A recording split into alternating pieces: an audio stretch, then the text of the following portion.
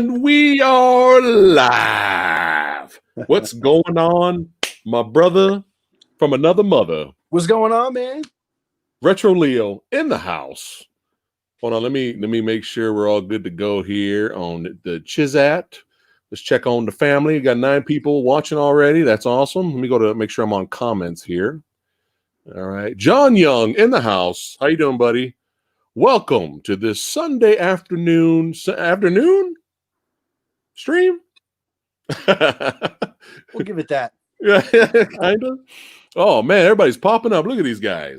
The Movie Dojo Army has arrived. Beautiful. Yeah, Gene, what's going on? Omni Blast. That's right. Shira, Red Sonia in the house. Let us know if the audio's good. You sound pretty good, man.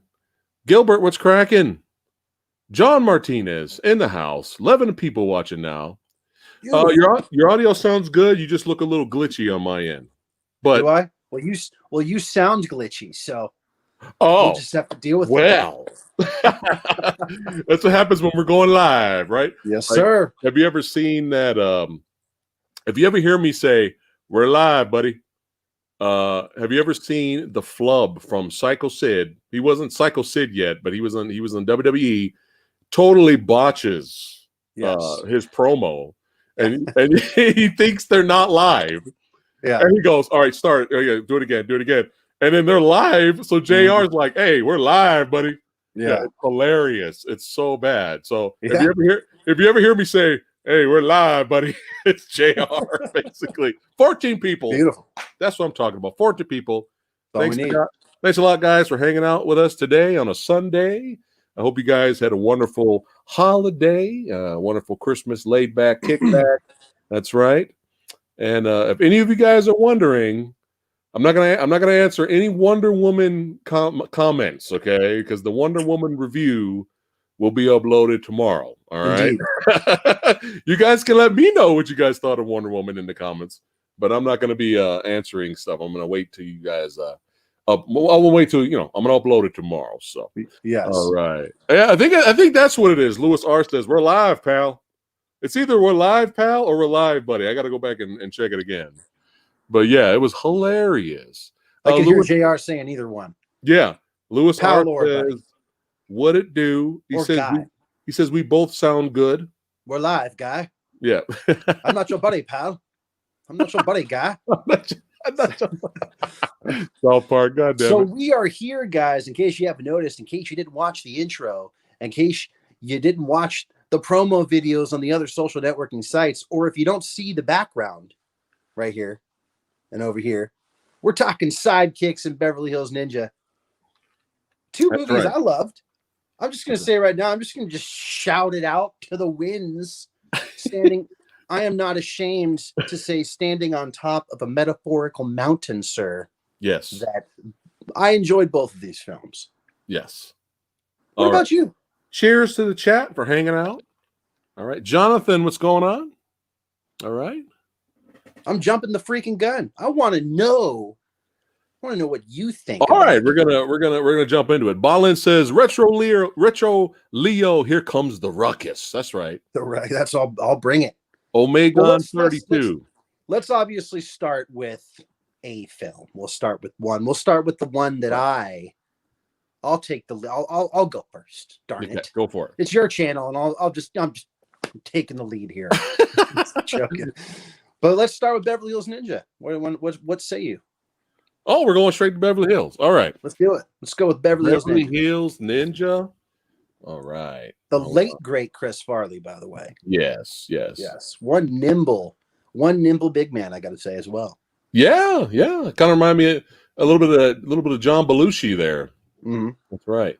I mean, he's doing like full on legit like ninja cartwheels. And, you know what I mean? So he's the movie running Liu Kang. So Beverly Hills Ninja came out in 1997. It was directed by Dennis Dugan, starring rest in peace Chris Farley, Robin Shou, right? Electric Boogaloo, and many more. Chris Rock's in here also, and some others. But let's go ahead and get into it. So, chat, if you have not seen Beverly Hills Ninja, the plot synopsis is basically a man tries to rescue a woman with a little help from his half brother, played by Liu Kang. That's right. Robin Chu. Chu. So I watched this many years ago. I didn't get a chance to catch it out or to catch it in theater.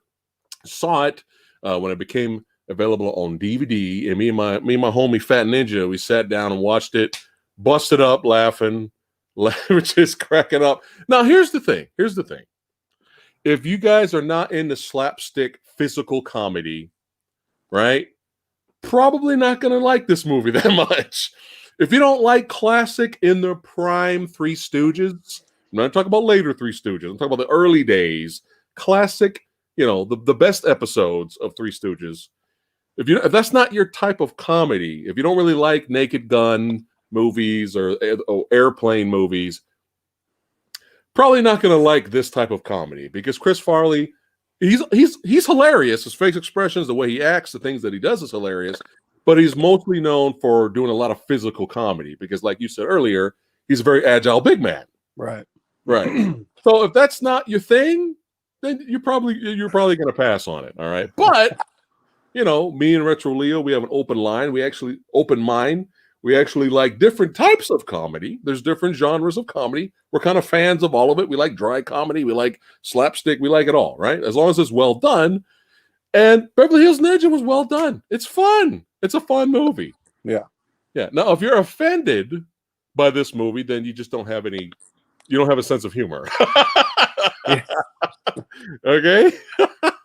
Right? Phat Ninja's Chinese. A buddy of mine, Wayne, he's Japanese. Both of them like this movie, and then neither one of them were offended. But, times have changed now. So I don't know. Even there were some iffy moments in Sidekicks that some people today might be like, oh. But like I said, you have to have a sense of humor. Take a stick out of your ass. All right. You guys will enjoy the movie. But like I said, if you like Beverly Hills, if you like slapstick, physical comedy, you will enjoy Beverly Hills Ninja. Now, I thought it was fun. Now, here's the thing. Raven Loon, welcome to the stream. Here's the thing, though. Sometimes revisiting something many, many, many years later, it may not be as funny. Right? So how did you feel?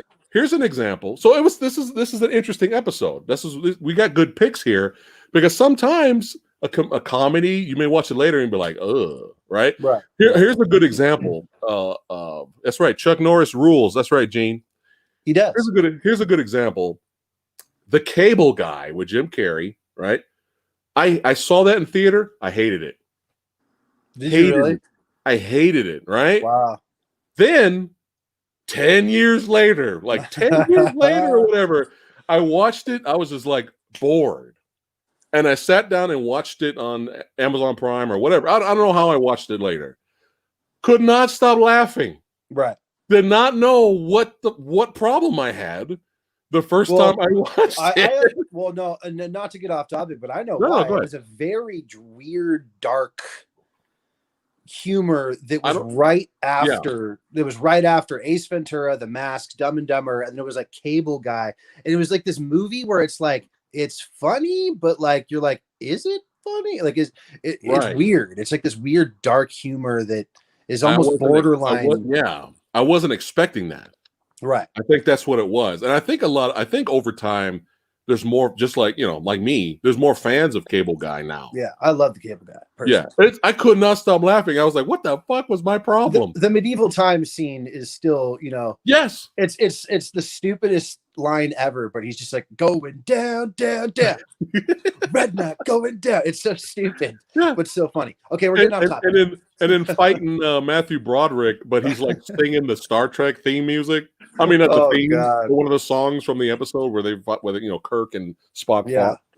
But dude, I could not stop laughing. So sometimes that happens with comedies, right? Right. Or vice versa. You can be like, dude, I am not laughing. So what'd you do about how did you feel about Beverly Hills Ninja? Were you still laughing? So first time I watched it, laughing hysterically from beginning to end. Right. Now remember, this is 1997. Okay. So by the time I watched it on video, maybe 2-3 years after, or whenever it came out on video, that's when I watched it for the first time. So you could say we're still in the 90s. So since the 90s, I've only seen it once all the way up till now. I still found it funny. Nice. Okay. I still found it funny. I did not laugh as much as I did, earlier. I don't remember. Because I remember dying. I was in tears. I still found it hilarious though, and I still laughed. I still enjoyed it. I still Right. thought it was fun. I still thought it was a fun movie, right?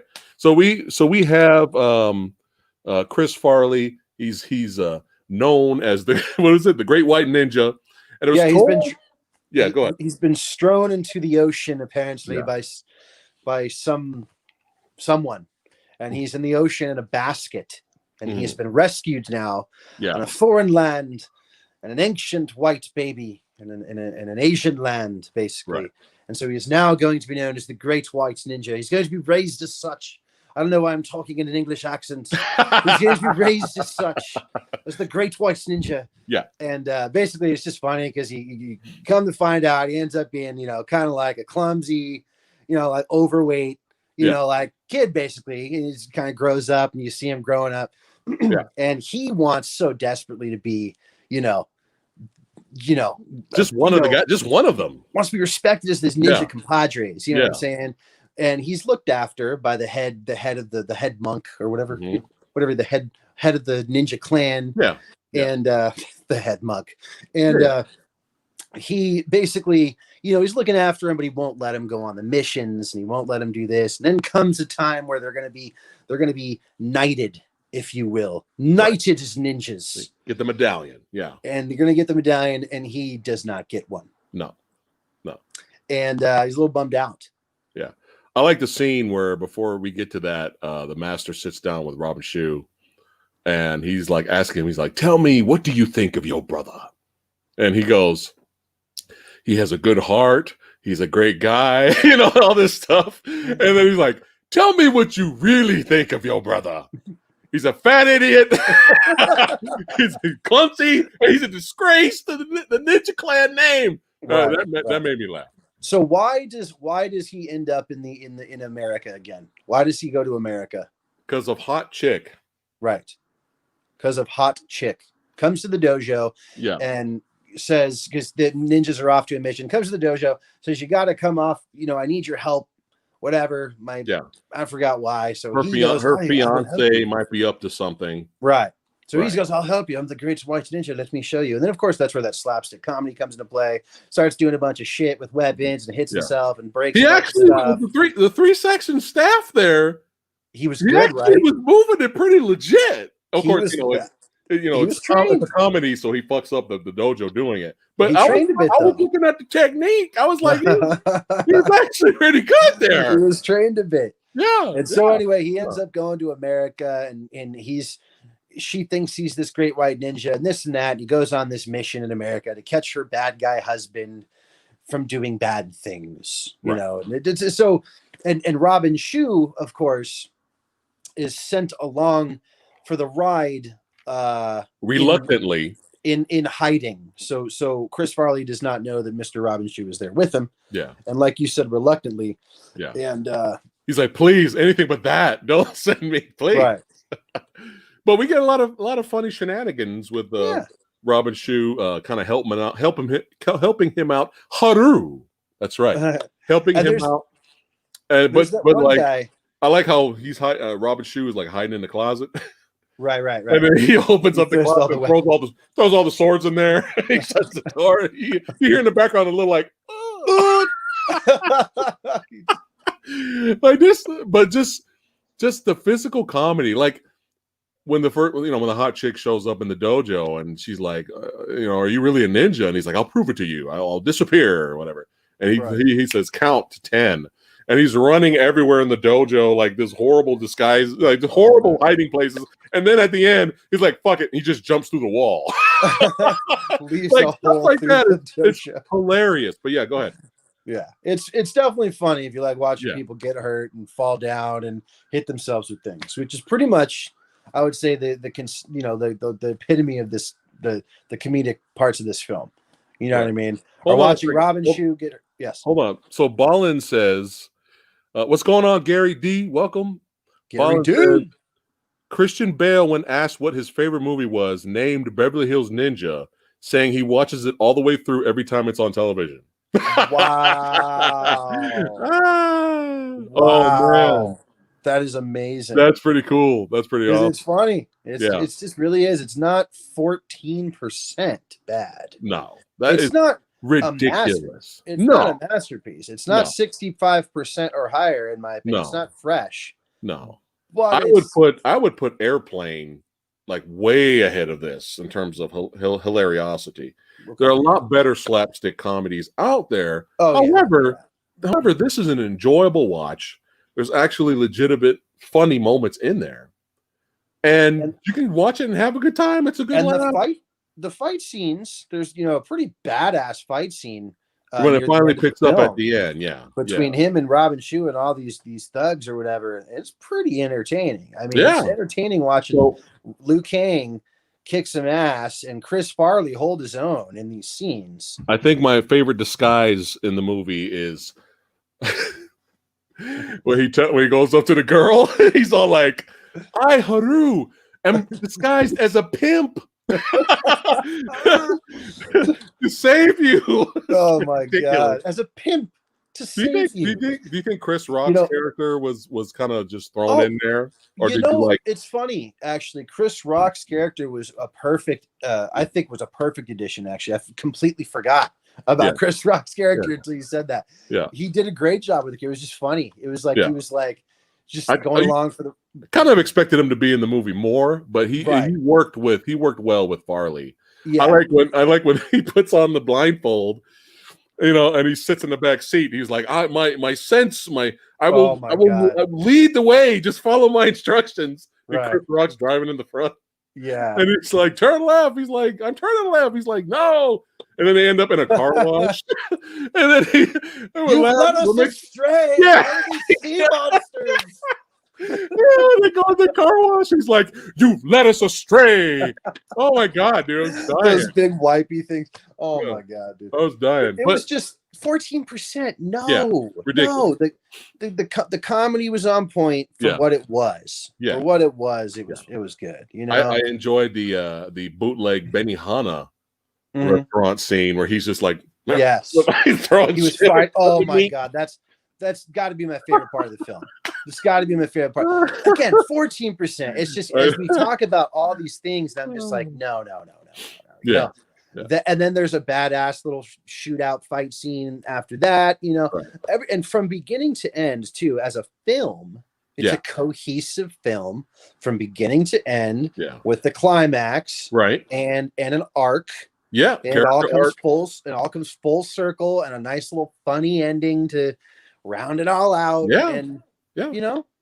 So I want to say 40. I want to say, if this could be re-rated, if we could re-rate this, which I feel like a lot of these old comedies need to be re-rated or need to be re-rated with an open mind, I would say 40%. Right. 38 to 40%. And honestly, I mean, I like it. I really like the film. Yeah. But I say 45. But again, when I compare films, I go, okay, well, what other, is it as good as these movies, whatever? So I try to conservatively put it at like 40, 38, 40. You say 45, which I can't disagree with. Yeah. What does the chat think? Imran, he says, Beverly Hills Ninja, a childhood favorite. Still have the VHS I'd watch over and over. Yeah. That's right. So it looks like, and I think Omniblast earlier said, I remember having a fun time when it came out. So it looks like overall, people enjoyed the movie. Obviously, the audience score is higher. The audience score is higher than the critic score. Of course. But 14%, though, it makes you wonder, what kind of movie were you expecting? Well, you know what I also think? It's just strange, though. What kind of movie were you expecting? I'm trying to wonder if it was just maybe, a lot of good films. I feel like good films came out in the 90s, right? Yeah. We're talking like starting in 1990 with like Goodfellas, for example, like good movies. And I don't know if maybe it just gets so far lost in the translation or just so far lost in the plethora of good films where you're watching something like, a real high rate like Tombstone or, just a good movie. And then you watch Beverly Hills Ninja as a critic and you're like, fuck is this? Right. This You know, is stupid. so Yeah. I guess I can understand the disparity. I don't know what the word I'm looking for is, the disparity, whatever word is that they can't differentiate, you know, enjoy Right. it for what it is. Like, this is a Yeah. slapstick comedy. So how Right. good is this as a slapstick comedy? Right. Not how good is this Because compared to, there's some bad slapstick comedies too. yeah. But this is definitely one of the good ones. Gilbert says he remembered watching it once and he remembered liking it. That's Right. right. I mean, I don't think we've seen anyone say that they haven't liked it. You know? Yeah. So it's kind of like My ex hated it, but you're, whoa, where are we going now? no, but I'm trying to think of like the only person I can think of who did in my life who did like Yeah. the film. I showed it to one person who didn't like it, but everyone else I know, Yeah. It's stupid likes it. funny. It's stupid It funny. is. But it's good stupid funny. You know what I mean? So just for fun, just for chat and everybody hanging out. Thanks again for hanging out. 22 people watching us right now. You guys rock. So one of the main villains, Minion, the fiance, was played by Keith Cook, who was a very badass martial artist, and you can remember him from playing Reptile in the first Mortal Kombat movie, and then he played Sub-Zero in Mortal Kombat Annihilation. But I actually met Keith Cook. There he is. I don't know if, can you see him? So that's Holy me shit. and Keith Cook right there. Who is that badass looking guy with the glasses? That's the guy who's like a celebrity. Wow. I was a lot younger. I was a lot younger and thinner there, my friend. Hold on, I got more. So wait, the bad guy from this film. Remember, he had two minions, and when the fights got intense at the end, and the two guys jump kick each other, one of them was Keith Cook, but he had a mustache. Okay. Yeah. Okay. But yeah, great guy. Met him. And one of the stuntmen, see, again, you were going back on how some of the action scenes were actually well done, right? Right. One of the stuntmen is your boy, bro, from Best of the Best. Simon Reed was there. If you look for him, Simon Reed, brother of Philip Reed? The brother of Philip Reed. The one who played the main villain at the end of Best of the Best with the eye. Right. Whoa. Yeah, he's one of the stunt guys running around doing fights and stuff. Like if you look. No way. So I met him as well a long time ago. Now you're just showing off. That's for chat. Now you're just showing off. Me and Simon Reed, great guy, very nice guy, badass. And of course, got to save the best for last. Here's me with Robin Shue, Liu Kang. Wow, there you go. I don't know if you guys can see that. That's pretty cool. That's pretty cool. I'm not gonna lie, it's pretty cool. You put me to shame. All nice guys. All right. Raven Loon, Fat Samurai, Seagal face. Gonna make Seagal face. Ballin, Beverly Hills Ninja was better than Wonder Woman 84. So yeah, we both feel like it should be better. Now I am one with the universe. Now let's move on to Sidekicks. Man, you're in a rush. Let's move on to Sidekicks. Unless there's more you think we can talk about. No, overall, I think we covered the meat of Beverly Hills. It's a fun. I just don't want to exhaust as cool as chat is. I don't want chat to be like, fuck, man, how much more are we going to talk about Beverly? I don't know. I'll tell you what. No, we get into it right now. Actually, I'll tell you what, though. What did you think? Because there's something I do want to talk about still about Beverly Hills. Okay. What did you think about the villain in the Beverly Hills Ninja? He's a little stock. He's a little stock villain. Yeah. You know? It would have been a little evil businessman. That's all he was, really. He was what? Evil businessman. I think he's evil Vince McMahon. I was like, same thing. Evil businessman, like the the bad guy from James Bond. What is it? The second one, crappy one, the new crappy one, second one. We're talking about Quantum of Solace. Yeah, like it was like just a terrible villain. Yeah, like I'm an angry man with money. Yeah, and that's about it. That's it, really. Yeah, it could have been a little bit better. You know what I mean? As far as like the villain goes. I'm trying to think. Obviously, we loved the film, but what were things that could have been better about the movie? You know what I mean? I think the villain could have been better. Okay, I got something. Trey Doe, what's cracking? He's saying, "What's up, Fat Samurai Guy and Retro Leo?" What's going on? one thing I think they could have, I mean, obviously more fighting, but the movie did a good job building up to when finally, the Great White Ninja finally starts kicking ass and taking names. Right. You don't mess with my brother, right? Then he goes crazy with the swords and all that stuff, blocking the bullets, all that. That stuff. was sick. Right? I'll give you that, sir. So let's see. I think we didn't need. I think they, they could have threw in Chris Rock a little bit more. Maybe he could have like bootleg fought a little bit. Yeah, because he just swung through the building and crashed, and that was it. Right, he just falls on the guy. They didn't need to play as much as I think, as much fun as the song is. I don't think we needed to hear everybody was kung fu fighting like 5 times. I think they should have saved it at the end when he finally starts kicking ass, or leave it in the credits. But we had like 5 different versions. We had the regular kung fu fighting. Everybody was kung fu fighting, and then when Keith Cook and the other guys showed up, then it was like the techno version.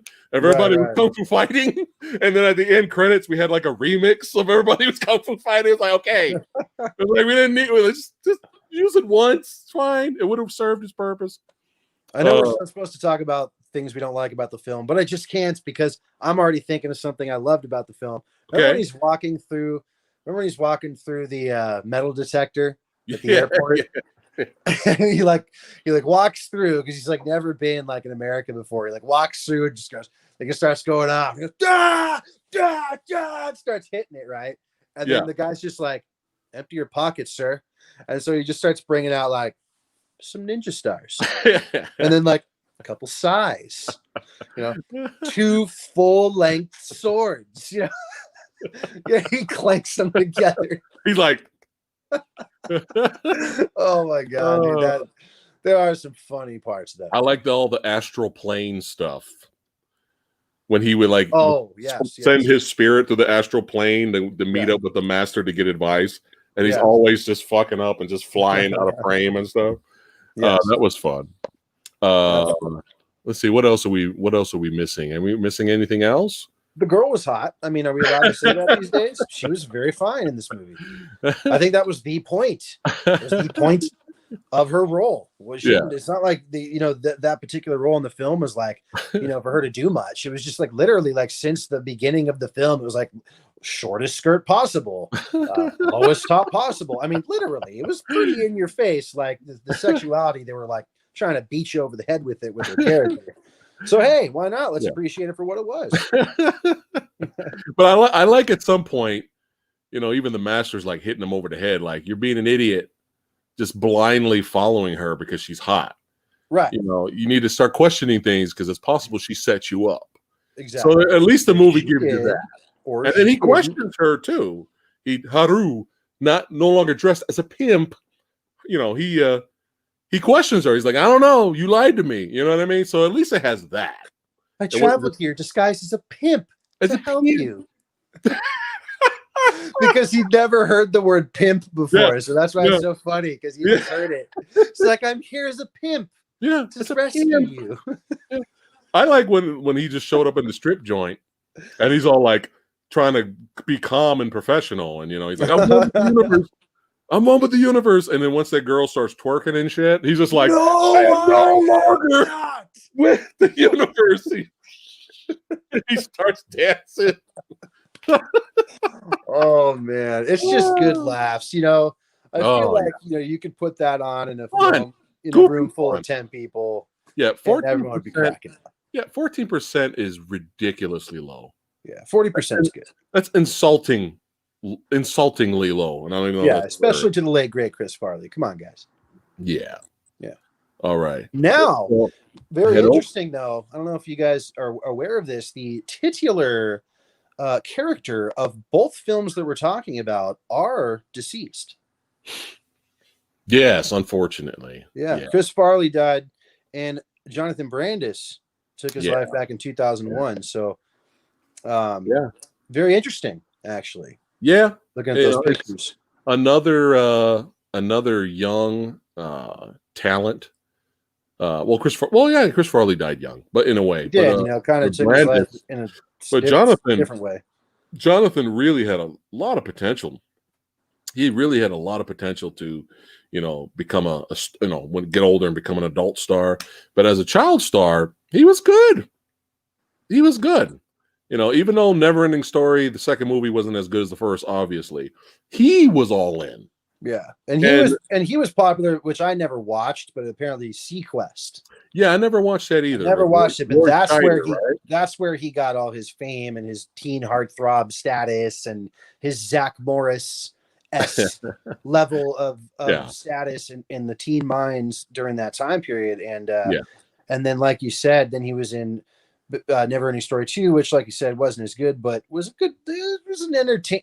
It honestly kind of deserves that its low rating. Like we'll never even need to discuss that film. That's a shitty film, but and yet it's still a billion times better than Neverending Story 3.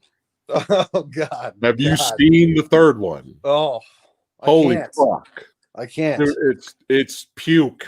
It's terrible. Yes, Yeah. but so Go ahead. Sidekicks, starring Chuck Norris and the Now, late Jonathan. Tell Brandis. me how you Sidekicks came out in 1992. Tell me how you came across Sidekicks, and I'll tell you how I came across it. I'm trying to think. Was it a movie that was on TBS or something, and I caught it, or was it something I rented at Blockbuster? Because there would always be times where we go to the video store, and I begged my mom to let me rent a couple of movies, so she let me pick out a couple while she was picking out hers.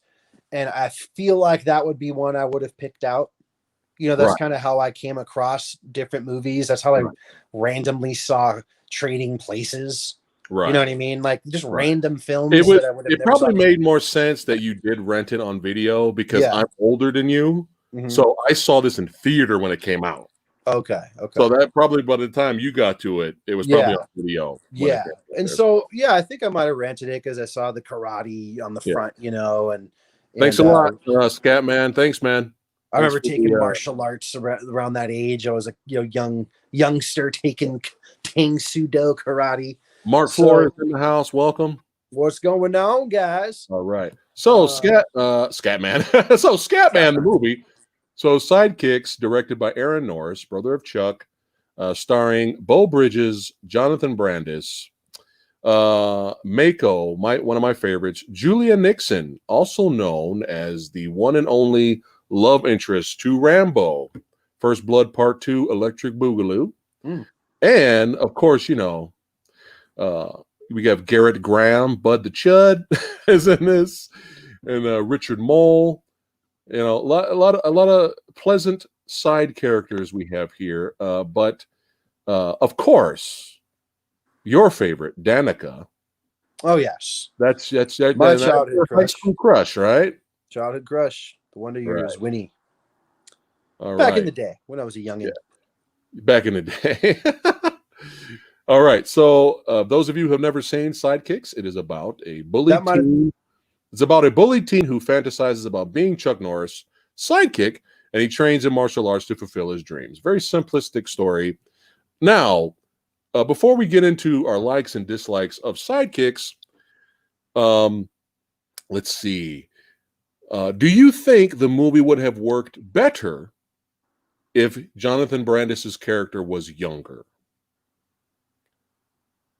Not to say preteen, teen to an adult can't daydream and can't fantasize and can't have imagination, but do you think as a movie it would have been better if he was younger? What do you think? Or would have worked both ways? It would have worked either way. I don't know if it would have worked. I think part of the reason why he was such an outcast was because he was daydreaming at an older age. Right. And why the kids were so mean to him, because it's like, what the fuck is your problem? You know what I'm saying? I like this movie, but I still think Barry Wary is a horrible diss. Right. That is one of the worst diss. Yeah. Come on, high school students. Yeah. Barry Wary? Barry Wary. What are you, 5? Are you 5 years old? What is this? Yeah.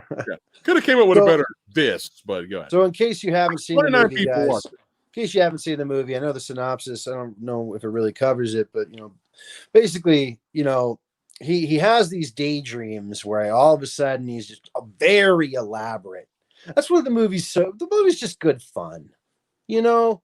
Yeah. I mean, it's just good. Who Good hasn't? fun. But who hasn't, as a child or older, Mm-hmm. or more so a child, fantasized about being Batman or Superman, Right. or had dreams of where you're with your hero, or you are playing your hero, Well, going I don't know. on adventures. Everyone's done this.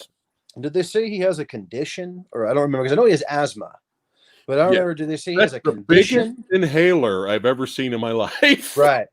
You know, so That's like this big, dude. Like, what the hell? I'm Is that trying how to figure inhalers out. looked in the 90s? Yeah, That was they did. ridiculous. I'm trying to figure out if he had a condition or if it was just because this kid's like in class during the day, Yeah. and all of a sudden he's like just zonked out, Right. apparently having some, elaborate dream of him like in the jungle, and just, that's what was so cool about this movie was there were several, I think at least 3 or 4 or Yeah. 5, if I want to count correctly, big scenes. Right. Well, the first one he's in dressed up as ninjas. Right. With Chuck. They have and a Chuck's big always ninja fight. Chuck's always there, but it's different though. Right. You know what I mean? But it's always him and Chuck as action stars together, or ninjas or something, and they're doing it together. There's homage to Chuck Norris's Mission in Action films. Yeah, I love the homage to Hitman, and they even put Jonathan Brandis's hair is like the mullet. Slick back the like mullet. It was hilarious, dude. Oh man, it was great. Yeah, and then there's an important scene where he's at the school and everyone's dogging him because he's got to climb the rope.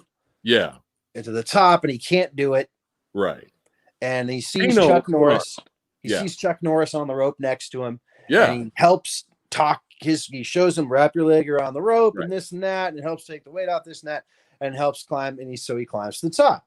And everyone's looking at him like, who the fuck is this guy talking to? Whatever. But either way, he gets it done. Right. Hey, Mark, appreciate you, Mark. Thanks, man. We appreciate your donation, man. Appreciate that, bro. So much. So anyway, that was a good scene. The cool, it was real cool, and eventually the point of the film is eventually there's this big karate tournament, and he goes. You're getting a little glitchy. Oh, I'm fine. Well, you may be fine, but you've been glitching since we started. I'm seeing you go like this. That's you since you started. So, I don't know, man. Shit. Now it's just all right. Well, at least I can hear you. That's all that matters. So, so he ends up at this karate tournament, and now there's really Chuck Norris is there. Like Chuck is actually there, right? So he sees Chuck for real, and because they need a fourth partner, otherwise they can't enter the tournament. Right, because there's a poor man's Miyagi basically in this film. Hey, I'm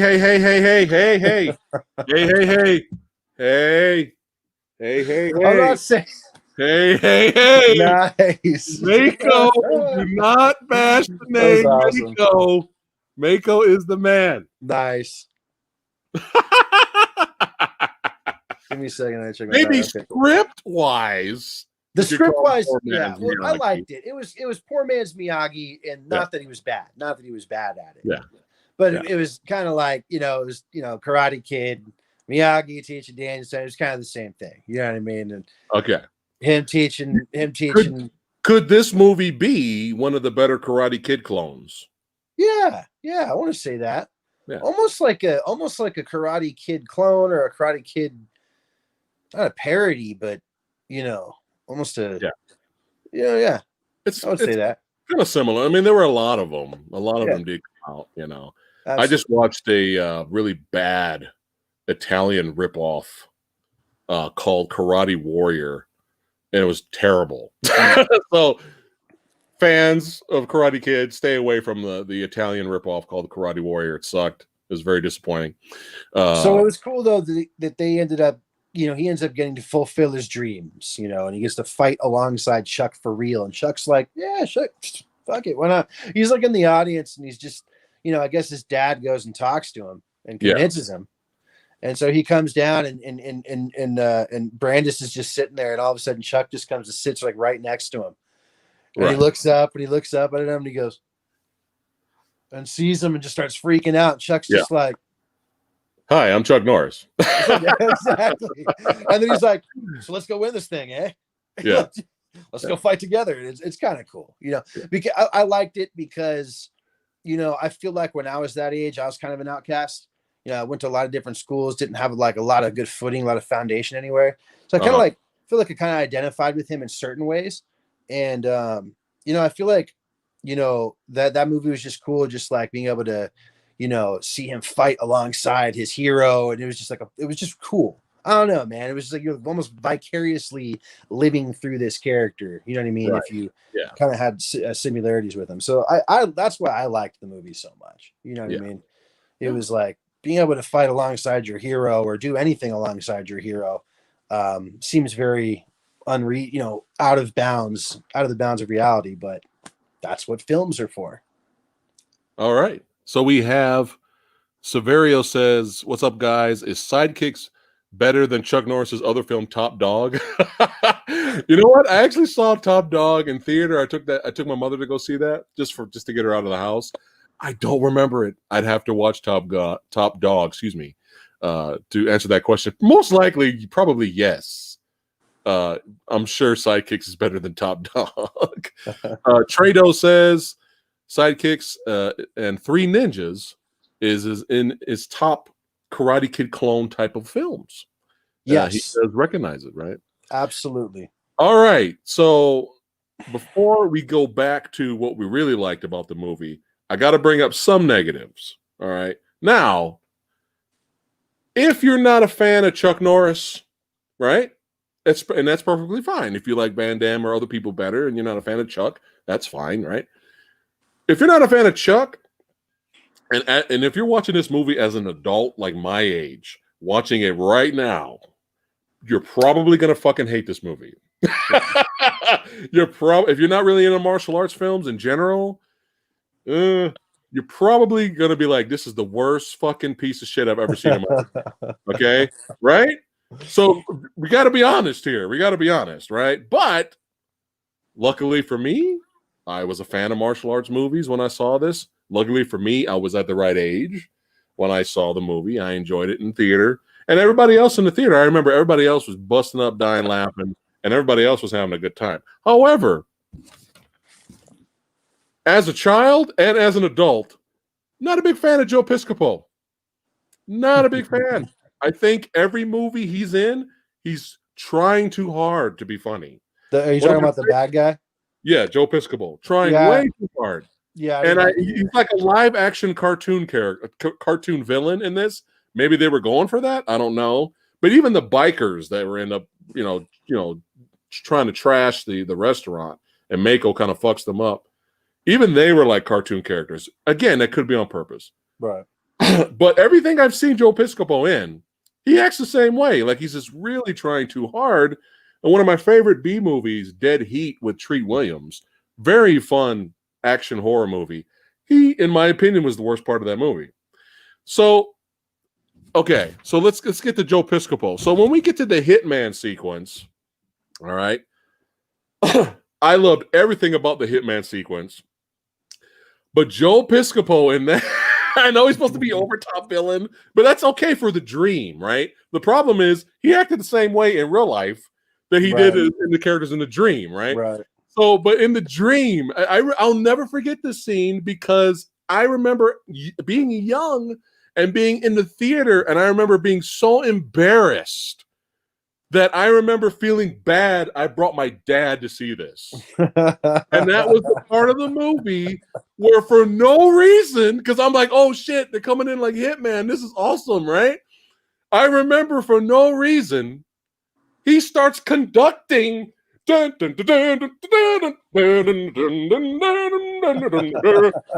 conducting while his guys are like working and creating whatever the fuck they're doing with the paint and whatever the fuck. That's pain. Even watching it now, even watching it recently, I was like, dude, what the fuck is this? Right. Even for a child's movie, what the fuck was that? And he's all thinking he's method acting, like probably doing something really good. I was like, dude, what is this? Thankfully, thank God, we go back to the hitman scenario, and I love the scene where they're Oh. hiding. They're hiding for cover, and I love the scene where, out of nowhere, Jonathan Brandis takes out a bazooka. He just takes out a bazooka, and he looks at Chuck Norris, and Chuck Norris is like, "Where the hell did you get out this? Like, where the hell did you get that from?" And then Jonathan Brandis's face was great. His reaction was like he could not wait to blow some people up. I was like, "Oh, thank God that happened," because I was like, "Oh my God, God. kill him!" Every time Joe Piscopo showed up, I was just yelling that, watching like, "Kill him!" But anyway, no, I think and in the movie, I thought, sometimes the dream sequences were great, and I love them, and they're the things people remember about the movie. But sometimes it didn't work when the movie was trying to be dramatic. Right. All right. It was him. It was It was that guy. It was I know, but when you have, I mean, when he, when you have, the Winnie, oh, you pity me, Winnie. I'm calling her Winnie. Goddammit. You pity me like they said you do. You pity me. Ah! He runs away, and then he has an attack and falls over.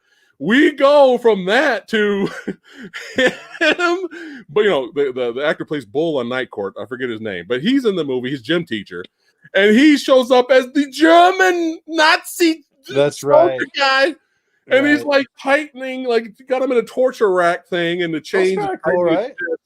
And he's all like, "You will now die, and you will die. You will die." And then Chuck Norris is on the side. He's like, "Breathe, breathe. I know you can do it. Breathe." And he's like, "I can't. And then it cuts back to the Nazi face, and he's like, "Ah!" And then we go from that to, oh my God, he's not breathing. Then we go from that to him being in the EMS. For the EMTs, and he's in the ambulance. We go from that to the ambulance. Oh my God, my son's not breathing. I'm like, oh no, movie. It was trying. It was trying to tell you what. It was trying to show you what was going on in Brandis's mind. So Brandis is in the hospital. Well, I'm glad during death or him dying, I'm glad he has a sense of humor. Well, the point is he was always dreaming, so he can't breathe, and he thinks that he's being crushed by this, Nazi crazy man. But really, he's just, having an asthma attack. But then you go from that to serious. I'm just saying. I'm just pulling. I know you can overlook it. You can overlook it and still enjoy the movie, which is fine. But I just had to bring that up. All right, because remember, I'm watching this as an adult now. So I just had to bring that up. All right. Anyway, let's see. Now, the cool part about the ending, Winnie's character. Wait, before we get to the ending, Winnie's character, full of shit or legit? Because she did not. He asked her out, man. Did she really pity him? And then she was like, "Oh, about that."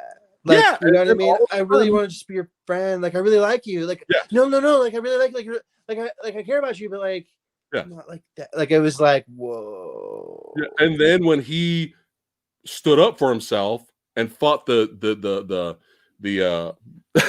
William Zabka wannabe clone, he has a spinning. Then after that, I'll go out with you. I don't know. No, I mean, it is what it is. I mean, I think it's pretty superficial, but it's reality. You know what I mean? I mean, I think women are more attracted to like dudes that can like fucking handle themselves, and they're probably less attracted to like, pussies. Like, I don't know, for lack of a better term, like, not to be non-PC in 2020, but I'm sure, I don't hate, I don't hate her. I don't hate her for all of a sudden being more attracted to him. Because I'm such a fan of dark comedy now. I would have redid this movie, and while he was running away, instead of going to the Nazi thing, I would have had Chuck Norris show up out of nowhere. Hey, stop being a fucking pussy.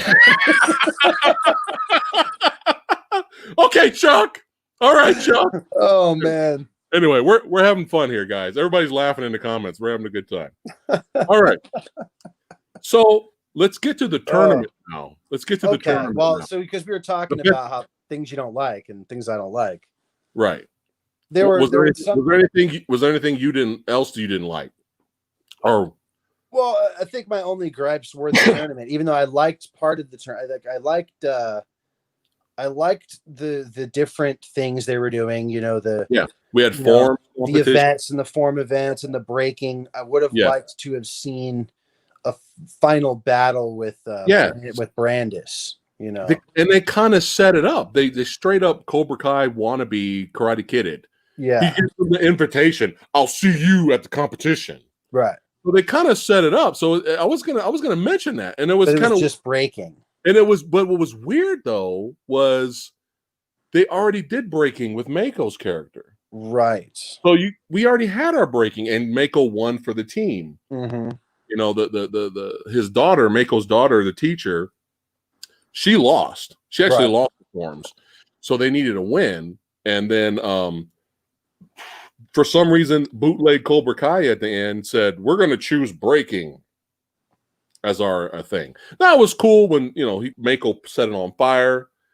I love that scene where I agree with you, though. They should have fought each other. And that probably was Jonathan Brandis's. It just probably had everything to do with his limitations in martial arts. You know what I mean?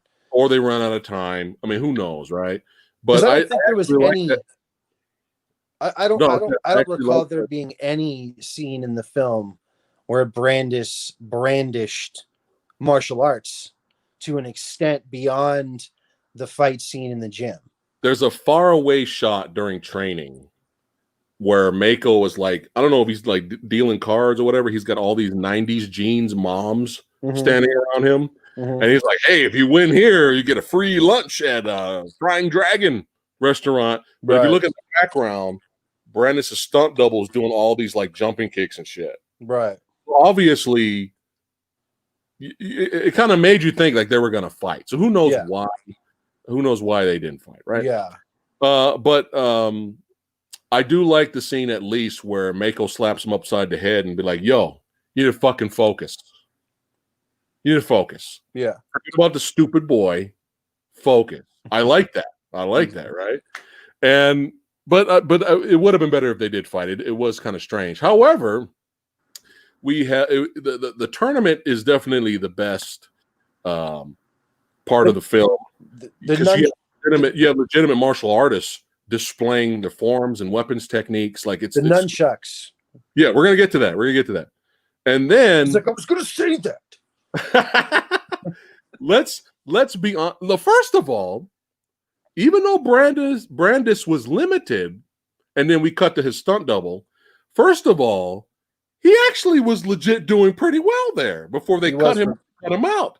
Yeah. Like he was busting out one, and he did two at the same time. He's doing a little bit, man. Like you can tell he trained a little, at least for that much, before the amazing stunt double took over. I remember in theater watching that sequence with the nunchucks, and I remember everybody was quiet. Right, everybody in the theater was quiet because that nunchuck scene was fucking fire, bro. Tell me that's not one of the best solo martial arts scenes you've ever seen, dude. In terms of nunchuck weapons, yes, it's literally like one of the best film scenes I've ever seen in a martial arts film. It's like just lost in like this lost film rated 10%. It's insane. Like if anything, if you're not going to watch this film, find that scene. Yeah, like it is great, as intense, right? With that, and dude, just double, just spinning. Like it's time to run. If you meet somebody like that with starts nunchucking in front of you, it's time to go. Oh, dude! And the dude was like, the dude, funny enough, was like, he wasn't like some tiny limber dude. Right. He was like a buff dude. Like he was like a buff MFer. I remember thinking like, dude, is that Bolo under there? You know what I'm saying? Like, whoa, dude. Crazy. Dude, I remember like, I remember just like, this is fucking awesome, man. Yeah. Whatever you guys say about the movie, the nunchuck scene is definitely worth watching. It's probably the best part of the film. It is the best part. My second favorite part of the movie, believe it or not, is with Joe Piscopo. For some strange reason, the whole entire movie, he's a cartoon character. For sure. The whole movie, right? And then, for some reason, I don't know why, but for that reason, that fight with Chuck Norris was really entertaining, and him kind of overacting there kind of made me laugh. Really? Only in that scene, though. Like when he gets kicked in the gut, and right, and all of a sudden he's like, to the crowd. He's like, oh fuck! He's like trying to hide it. Like that's right. Funny. Yeah, that was funny. Yeah, and then he actually got a cheap shots Chuck and gets a little jab in, little back fist, and then the crowd's going, and he's all like, "Hey," he's like, "You talking to me? You talking to me?" Like there were, and I love when he tried to do Bruce Lee and fail horribly. And he rips his shirt off. He starts all flexing, doing Bruce, and Chuck Norris is trying not to laugh. And then they run at each other, and that shot of him, but he's like in midair, and he's like, he sees Chuck's foot, and he's like, oh shit, like it's so. I remember the audience. Hold on a second. Hold on, my camera went out. Hold on. Can you still hear me? Oh, I can hear you. All right. And I can see your thumbnail. All right, hold on. I'll be back, guys. It figures right when this happens. And now it's back to that robotic sound. I know. Hold on. Oh no, it's all robotic again. Hold on. Sorry, chat. I got too emotional. At least for me, I don't know what chat's hearing, but it's back to that auto stutter. Yeah, hold on. Come on. I'm coming back. Well, anyway, take it from there, Leo. I love that scene. It actually made me laugh, but go ahead and take it from there. Keep talking until I get back. Okay, I'll keep talking. Or unless you want to talk with chat.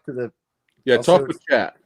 I'm trying to talk, but all I can hear is your alien-like voice. All right. Well, I feel like what is that episode where like someone's just like left all alone all of a sudden on the stage and they don't know it. Oh, it's like that movie Wayne's World, where all of a sudden Garth is just like left alone and has no literal idea what to do, and he's just kind of like freaks out, and because Wayne left him, and so here's Wayne, or here's Garth. I'm Garth. I had no fucking idea what to talk about without Mr. PhatSamuraiGuy here to lead the way. Oh shit, I'm back. I'm doing my best. Am I back? Am I back? You are, but oh you're my robotic. God. Jesus Christ. Can you hear me though? I can hear your audio stutter. Okay. As long as I'm back. Your video is back. Can you hear me? Can you hear me talk? No? I can hear the bad audio glitch. Where I'm crackling? There we go. He's back. He's back. All right. He's back, ladies and gentlemen. Did we lose anyone? Gilbert, thank you for the donation, brother.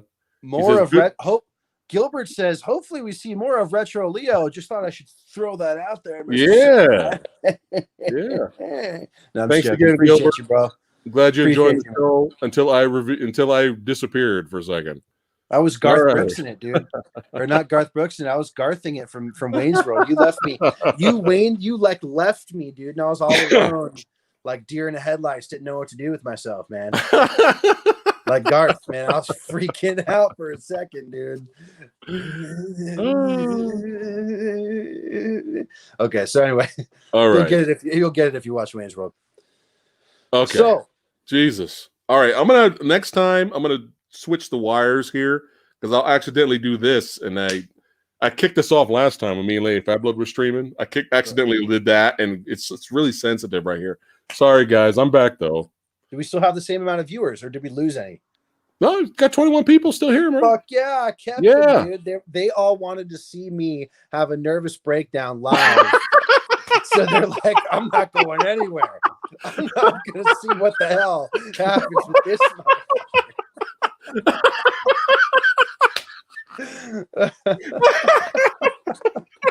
Next time that happens, bro, just start singing. Bro, it was funny, man. Start singing or doing jokes. I had no idea how long it was going to take. All right, so anyway, the whole movie, Joe Piscopo was, a live action cartoon character, and he was kind of painful, but for some reason it worked in that Chuck Norris fight. And I remember the audience dying laughing; they were in tears, laughing. Yeah, with that fight. For some reason, his overacting kind of worked there. But yeah, go ahead. I mean, it's definitely a kid's film. I feel like, especially the way the ending, like, he gets kicked in the face by Norris, and then the whole like, whoa, and he flips backwards like 6 times. You know what I mean? Like, something that defies the laws of physics. And gravity on any planet anywhere. But whatever. It's just all. It's not like both of these films. Even though I feel like Beverly Hills Ninja is probably a better film. Is Sidekicks 10% bad? No, but is it 40% good? No. I want to say. Where do you rate it? I would say 30% would be a more accurate description of the film, because like I said, I feel like there's lots of films that aren't that great but are good and nostalgic filled, and you can enjoy them for what they are. But I don't think 30 to 35, sure. 10% though, that's ridiculous. That's ridiculous. So it's a good movie. It's cool, it's fun. It's a fun kids movie with a cringy villain. But poor man's Miyagi.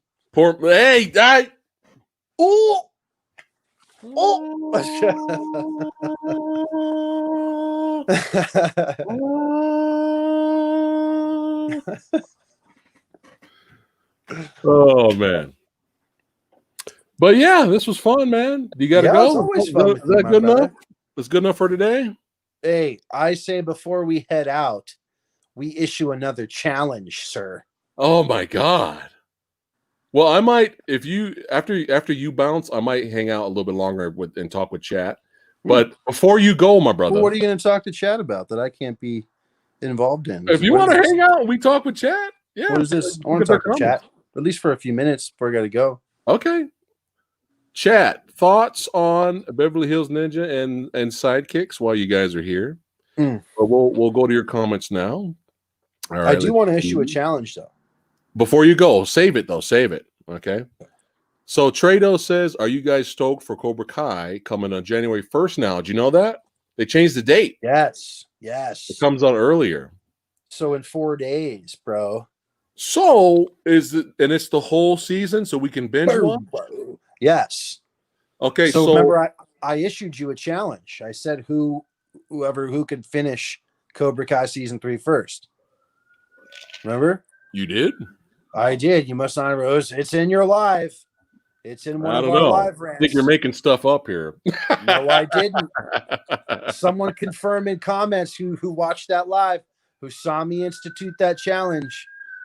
I want to see who can finish it first. I remember trying to make up we really didn't make up our mind if we were going to talk about like episode by episode we were going to stream. We are. Okay. Or did you want to do it as a whole? No, we should do that. Let's do that. Episode by episode? Okay. Yeah. Well, but the reason why I'm worried is if we don't binge it, we have to somehow stay away from spoilers, which could be difficult. No, I'm ready to binge. I can do it. So what we'll just do then is we'll just watch an episode, and then are we going to go live, or are we going to just do a video and post the video, or how do you want to do that? Do you want to? We'll do it live. Then we can just talk about everything. I mean, talk about every episode. We'll just do it live. Then that means be a quick stream. Talk about the goods and the bads of each episode. But I mean, I can binge a good, 7 or 8 episodes in 1 hour. Well, I have a little bit more time now, so I'm ready. I'm ready. Cool. If you want it, maybe we could do 2 episodes a stream. I'm down. Let's do that. I'm down. Let's do that. 2 episodes. Or how many episodes are going to be? I don't know. Season? Chat, how many episodes? Let us know. Let's see. Because we could do like a quarterly thing. Like if there were 12 episodes, we could do every 3 episodes. Yeah, that's probably easier. One at a time. It'll take us forever to get through all of it. It'd be easier to do if it wasn't released all at once. Right. If it was a weekly thing like the olden days, how we used to ingest television shows. Like Mandalorian. Yeah. But yeah, we'll talk more about it. Beautiful. When we get off the stream here. Let's see. Trado says he's a fan of Cobra Kai. All right. Brolacon says he has a challenge. Who finishes Karate Kid 1, 2, 3, next Karate Kid, and all Cobra Kai episodes? Okay, this guy. Let's see. Raven Loon I've already seen all the other ones. So Raven Loon says Retro Leo tips on beard care coming up next. Yes. Yeah. Mine. Leo's got it on. He's got it on. He's got it all taken care of. I'm scraggling over here. I got Leo's is all nice, and I got Cthulhu beard going. It's all right. It's a little beard.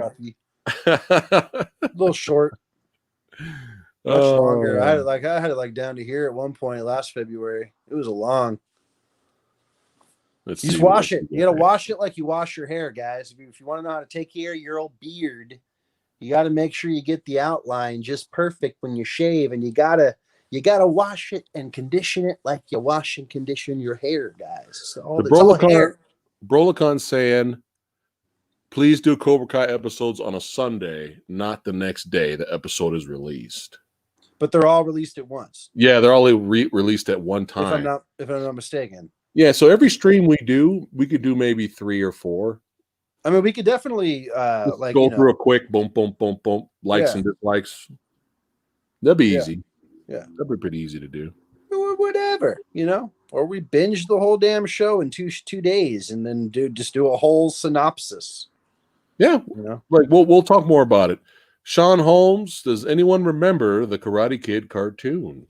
I'm old enough to say yes. What? I remember the Rambo cartoon. Wow.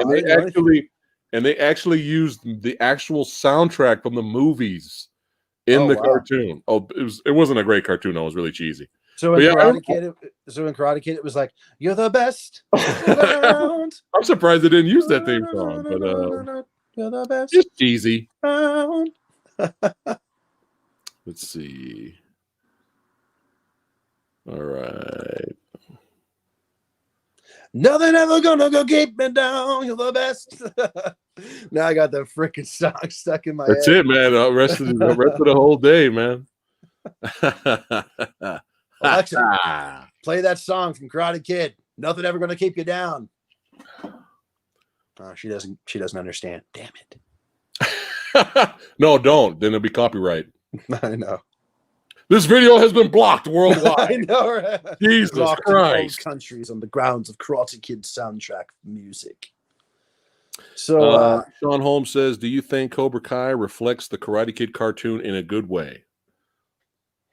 You know what? I don't remember the Karate Kid. I remember it, but I don't remember like the episodes or how it ended. So Phat Samurai Guy, show us some Phat Fu moves. Ooh, Phat Fu. This guy. This is why you guys are subscribed, by the way. 22,000 subscribers, all for this right here. That Dragon style, guy, crane style, panther style. That's right. Drunken tiger, eagle. Oh, baby. Hide your mothers, hide your daughters and sisters. Phat Samurai Guy is here. Well, Retro Leo could do a lot better British than I did on the last stream. I'm horrible. I am legendary when it comes to accents because they're so bad. So for fun, me and Lady Fat Blood was begging me, no, don't do it. Please do not do British accent. And I had to do it to make chat laugh, and they were dying there in tears because I have the worst British probably in history. Yeah. Any accent, ask me In to do history. any accent. It's the worst. It's the worst. But let's see here. Man, they're loving your beard, bro. Yep. I'm getting jealous. I might have to remove you now. That's what they say. They ain't the only ones. Oh, Ho, yeah. ho, ho. I But love yeah, my beard, too. overall, Beverly Hills Ninja, fun for what it is. Sidekicks, Yes. fun for what it is. Not necessarily the greatest movies in their genre, but they're definitely not as low as 10% or 14. That's ridiculous. No. Before you roll out, brother, what's the challenge? What's the next? Is it really that bad challenge? Well, I was waiting for yours. What's yours? Well, you're just dropping it now on me, man. I don't know. I don't know. I got to think. Give me yours, and let's see if I can come up with one on the spot. Oh, well, I have an idea, but it might not be the most interesting film. That's why I want to think. I think I want to think about it a little bit longer. Okay. So we don't have to do it live. Yeah, because We'll do it later. Might have jumped the gun a minute, because I have a good one, but I don't know if it might be interesting enough for viewers to want to talk about for an hour. So I'm going to think of a better one. Well, it's our show. Okay. We can talk about whatever we want. All right. My challenge is, sir, The Matrix Revolutions. I'm pretty sure it's low. I'm pretty sure it's low, like in the 30s. Check for me, sir, please. I'm going to find out right now. Hold on. Because I would love to discuss The Matrix Revolutions. And did it deserve as bad of a score as it got? I'm checking right now. I'm guessing 38. Almost there.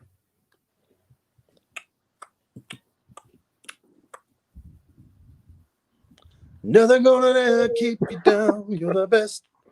Put him in a body bag. Yeah. Almost there. Here we go.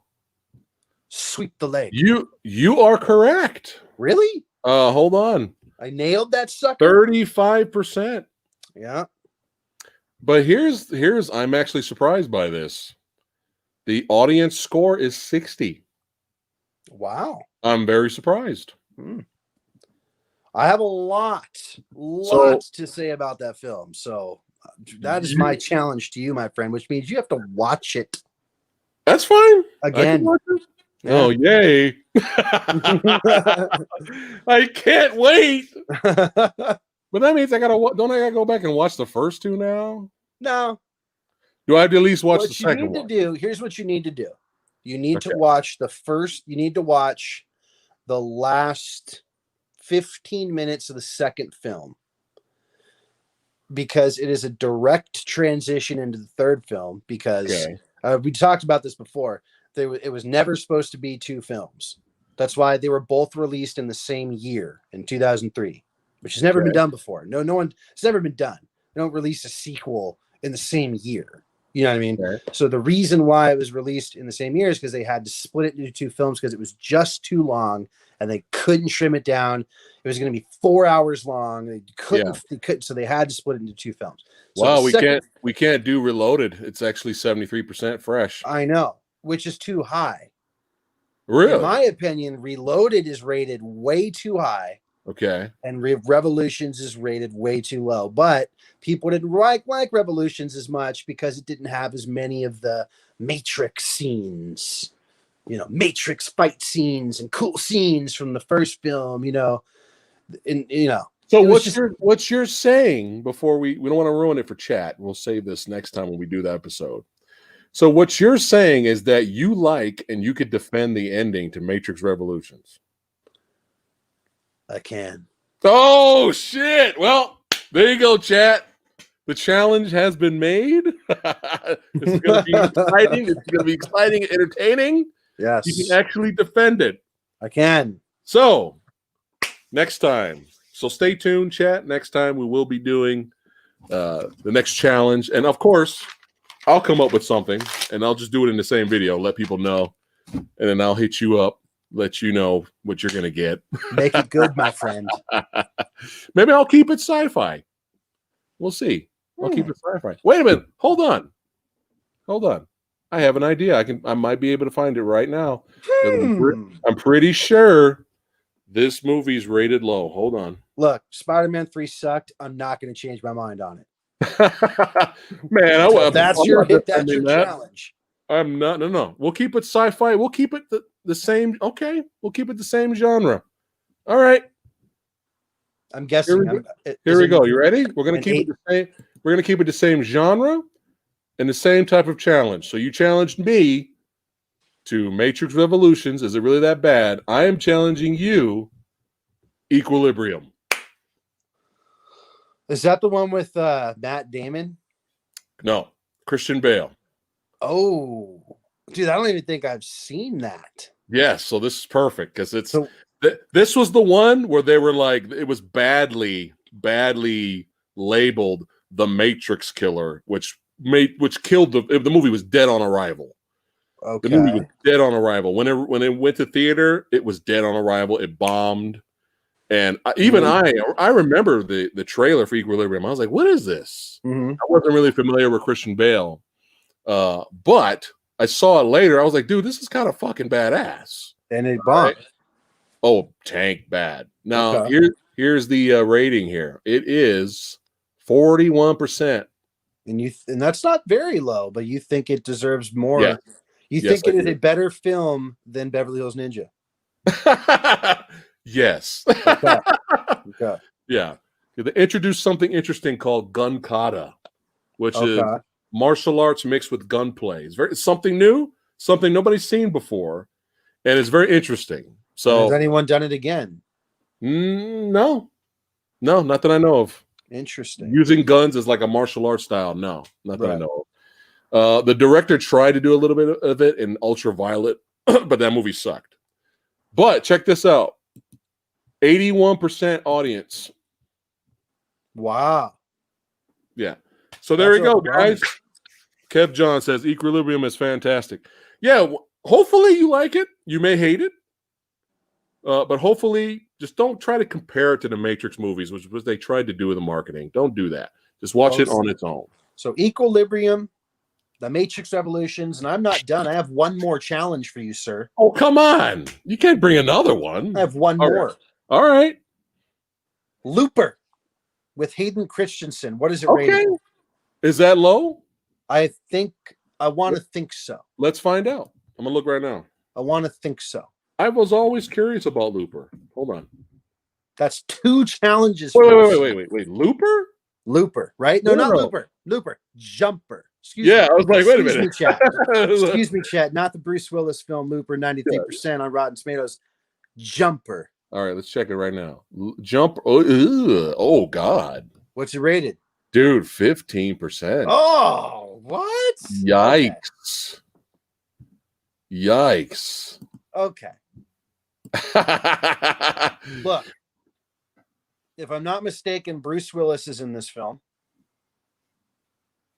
Wait. Not Bruce Willis. Why am I fucking up names? I don't know why you're confusing Looper. You're thinking of Looper. I'm thinking of Looper. If I'm not mistaken, Samuel L. Jackson is in this film. Yes. With Hayden Christensen. Yes.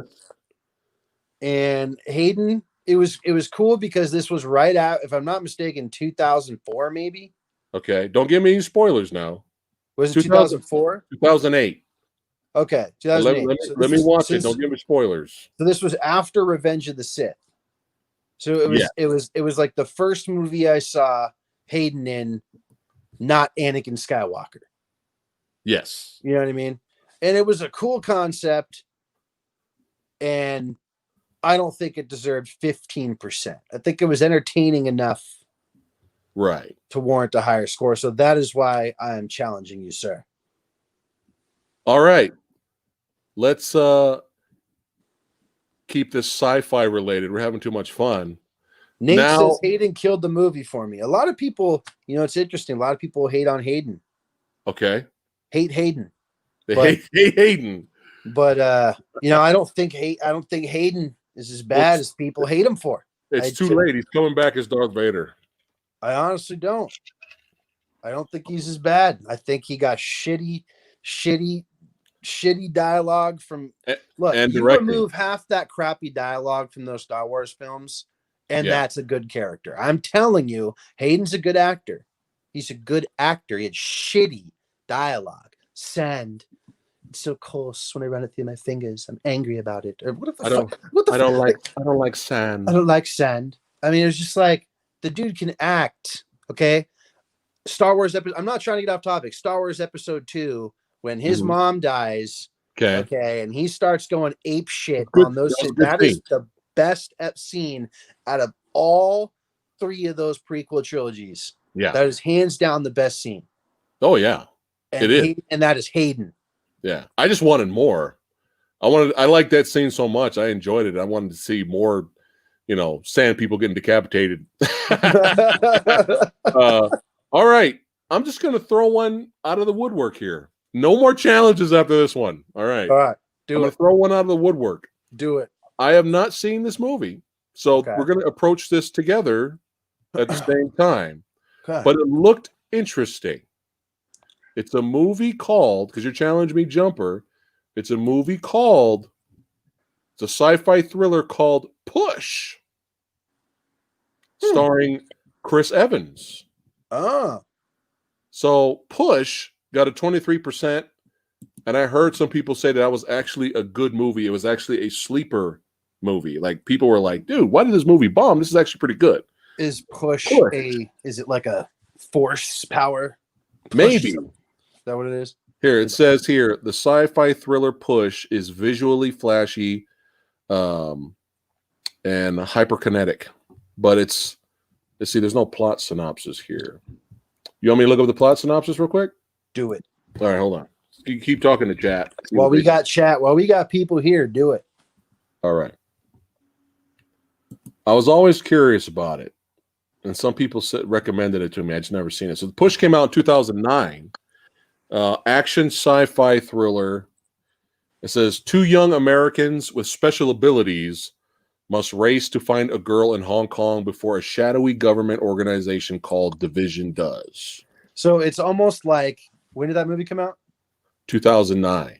Reminds me literally of Jumper. Like this is hilarious. Yeah, that similarities. Yeah, this is not well. Yeah. It's almost the exact same film, only the abilities are different. Right. I feel like so I feel like they were trying to cap. These movies would have been good, and they could have maybe became franchises on their own had superhero films not around this time, right, completely taken over Hollywood. You know what I mean? Andre Atkins says Push was actually pretty good. Several people in that wound up doing Marvel projects. Obviously, it's better than Jumper, he says.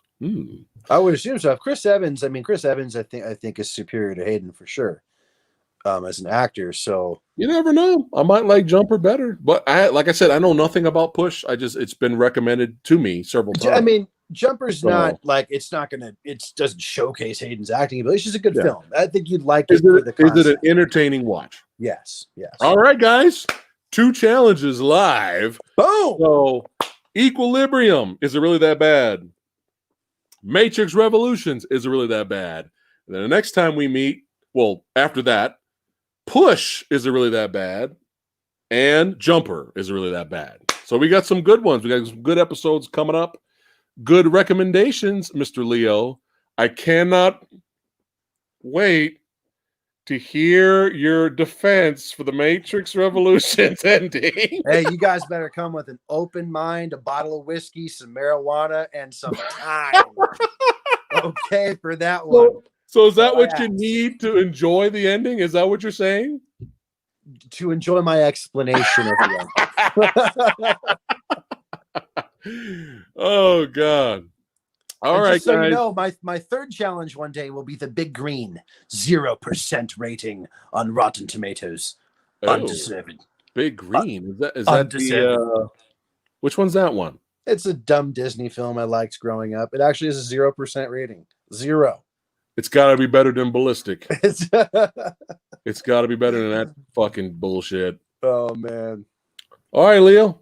All right, homie. Thanks for joining me today, brother. And I'm probably going to hang out just for a few more minutes with chat. Okay. And then I will see you next time, brother.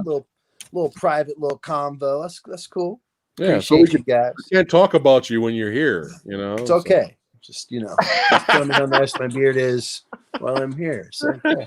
All right, guys. We'll catch you guys next time. Appreciate you having me. Thanks for hanging out, brother. Peace. Take care, man. Chat. What it is. What it be like. All right. Hanging out with the Chiznat. Hold on. Let me remove this here since we already did that. Hold on. Boom. That one's already gone. Let me go back to Chizat. Hang out with the family. Movie Dojo Army. That's right. Hanging out. Raven Loon says, "Oh man, I love that Push movie, and the cinematography was great too." Yeah, I've been recommended Push, starring Chris Evans, several times. People are telling me it's very, very good. Sean, I was just challenged today, so I'll work on it. I will definitely work on it, and I'll let you guys know. I'll keep everybody in the loop when me and Leo will come back and discuss those movies in our series. All right. Nate Dogs, what's cracking? All right. How was you guys' Christmas? I hope you guys had a good time. Any major plans for New Year's? Anything going down? So let's turn into a live Q&A now, just for a little bit, and then I'll wrap it up for us. Cheers again for hanging out with the old samurai. Kev John says, another good movie, F the critics. That's right. My Christmas was just chill, man. Kick back. Just relax. Didn't really do much. Just watch movies all day. But yeah, guys, don't forget the Wonder Woman review will be up tomorrow. So, and the first part, I just got to edit it later tonight. When we're done with the stream, I'll probably get starting editing it. But the first half of the review will be the actual review of the movie, and then the second half will go right into spoilers if you guys are interested. Okay. All right. So anytime we do the is it really that bad challenges, make sure you guys put in the comments or chat, let me know what's going on, or put in the comments section so I can read it later also. If some suggestions for future episodes, I'm all ears, because I know there's a lot of movies out there that I have not seen. So Orlando says no plans, just chilling. All right. Severio says he still needs to see the Wonder Woman movie. In Time, is that movie really that bad? Well, let's check it out. Let's check it out right now. Let's look. I believe that's the movie with Justin Timberlake, right? Let's see. So here we go. 2011. Let's see what it got. Oh boy. So In Time, starring Justin Timberlake. Excuse me. Excuse me. 36%. Oh boy. I don't know. Maybe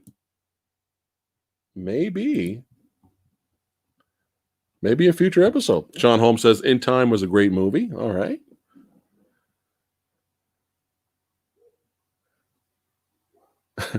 Sean Holmes says, should Cobra Kai embrace the fictional magic from the Karate Kid cartoon? Probably not. They probably should stay away from that. Brolacon says In Time is a very good film. Nice build up to the story. Okay. That's like a sci-fi thriller, right? I remember the trailer for that a long time ago. Orlando's asking me, have you seen any of the Hanzo the Razor films? Yes, I actually own all of them. I actually own the old box set. I think it's out of print now. But they're entertaining. They're very fun, entertaining exploitation movies. All right. Yeah. All right. Fluffy Pig Monster in the house. What's cracking, man? Thank you. Thank you for showing up, hanging out just for a little bit.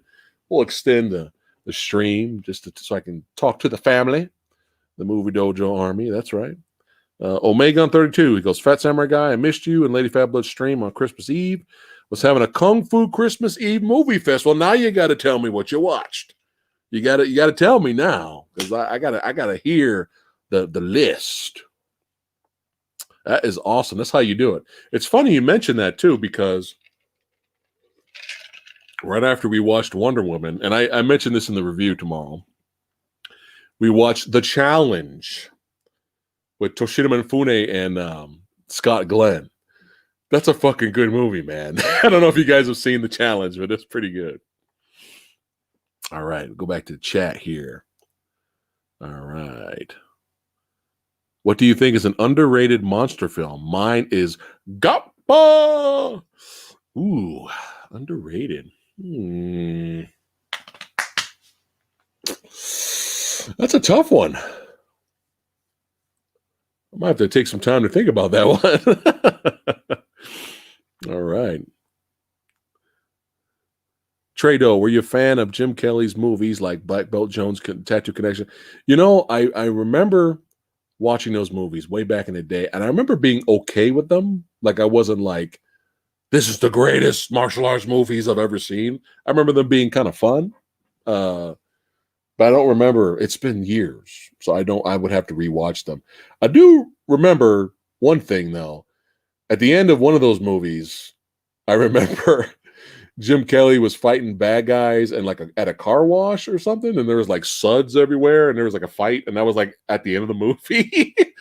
I don't know which one that was. Let me know. But I remember that. I do remember that. That kind of made me laugh. I was like, what is happening?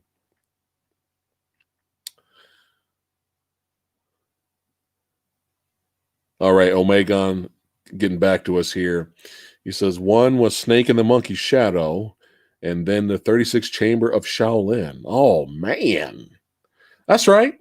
That's right. Kev John says, just saw Upgrade yesterday. Awesome movie. That's right. Great movie, man. That's another sleeper. That's another movie that just really kind of fell underneath the radar there.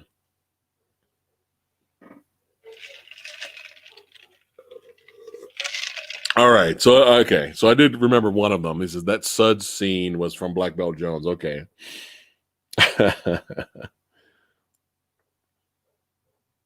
Sean says, if The Last Starfighter is brought back to the big screen, what changes do you expect from it? Well, obviously, the special effects will be updated and will probably be better. I don't know. I don't know if you could. It'd be kind of hard to remake the Last Starfighter because it was perfect for the 80s. It was perfect for its time. The guy playing an old arcade machine. And eventually you find out later that that arcade machine was a training simulator, and they're looking for a pilot to basically in real life up in space defend against alien armada. But I mean, I don't know. I guess you could redo it. I don't know. But for it being in the 80s, that was kind of the charm of it. I don't know. Be interesting to see if they do that. He says, after the stream, going to watch Lackey and the Lady Tiger. I have not heard of that one. Ravenloon says, I got a good question. Phat Samurai, will a live action movie of Afro Samurai, will it do better than the anime? I heard about the live action movie coming, and it's actually based off of a real character. It probably will do better, I think. The Afro Samurai show, I do own it, and it's fun, it's badass, it's fun to watch. But I don't know if that transitioned to everyone, like transitioned to the mainstream where people are talking about Afro Samurai now. But if it's kind of like a biopic based off of the real character, and I do believe the lead in that is an actor we know. I can't remember his name, but if that goes mainstream, that'll probably be, everybody will probably pay attention a lot more. John Martinez. Hey, thanks again, brother, for hanging out and watching and donating to the channel, helping us out. He goes, hey, Phat Samurai Guy, which Marvel show are you looking forward to seeing the most on Disney Plus? Also, did you see the season finale of The Mandalorian? All right. Well, thanks again for the donation. It would be Loki, man. All the others look fun, like the Falcon and Winter Soldier looks like a fun little buddy cop movie. Type of show. The WandaVision, that looks interesting. The less I know about it, the more interested I am to watch it and figure out what's going on. And Loki's the one though. Like it's Loki, man. And everybody always asks the question, what happened to him when he grabbed the Y'all know what I'm talking about. I can't remember it right now. When he grabbed the magic cube, Tesseract. Yeah, when he grabbed that, he disappeared. Then he just came back, and we always ask, where did he go? So it should be fun to find out his adventures. But let's see here. The other question, season finale. Oh yes, I love the season finale of The Mandalorian. It was really good, man. Brought back some of the feels. All right. So Barry said, all I did for Christmas is watch some typical Christmas films with my family. That's right. Typical Christmas films with your family. I'm sure you guys watched Black Christmas and Invasion USA. That's cool. Hanging out with fam, chilling out. That's right. Oh God. You know, Trey Dude, he's asking me which Rudy Ray Moore movie do I like besides Dolomite. Oh, you know, I actually bought all of them on Amazon Prime. I have not. Still in the process of watching all of them, like Disco Godfather and whatnot. Besides Dolomite, which is like it's gonna be hard to top that one because that one's so funny, man. Oh my God. I have seen Petey Wheatstraw and the Devil's Son-in-Law, and that one cracked me up too. That was just as ridiculous. Dolomite's better though, but still, Petey Wheatstraw it's got some funny moments. But yeah, I'm still in the process of watching the rest. Yeah, it's funny because I actually saw Petey Wheatstraw, the Devil's Son-in-Law, before Dolomite. Some buddies of mine. It was for my birthday, and some buddies of mine.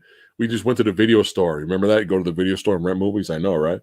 We went to the video store and they wanted to torture me. They were like, "What the hell is this?" And they rented it, and the whole entire movie. Because remember, I didn't know at first that Rudy Ray Moore was a comedic actor. I didn't know anything about him at first, and then so I thought they were serious. So I'm there watching the movie in pain, like stunned of what I'm watching. I did laugh at some things, but the whole time their enjoyment was watching my reaction to the movie, and they're laughing at me, and I'm like, I'm glad you guys are enjoying yourselves.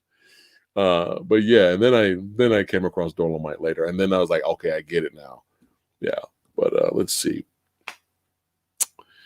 Why do you think the Justice League movie went to all the trouble to CGing off Henry's mustache when the DC Comics had Superman in a full-grown beard after his resurrection?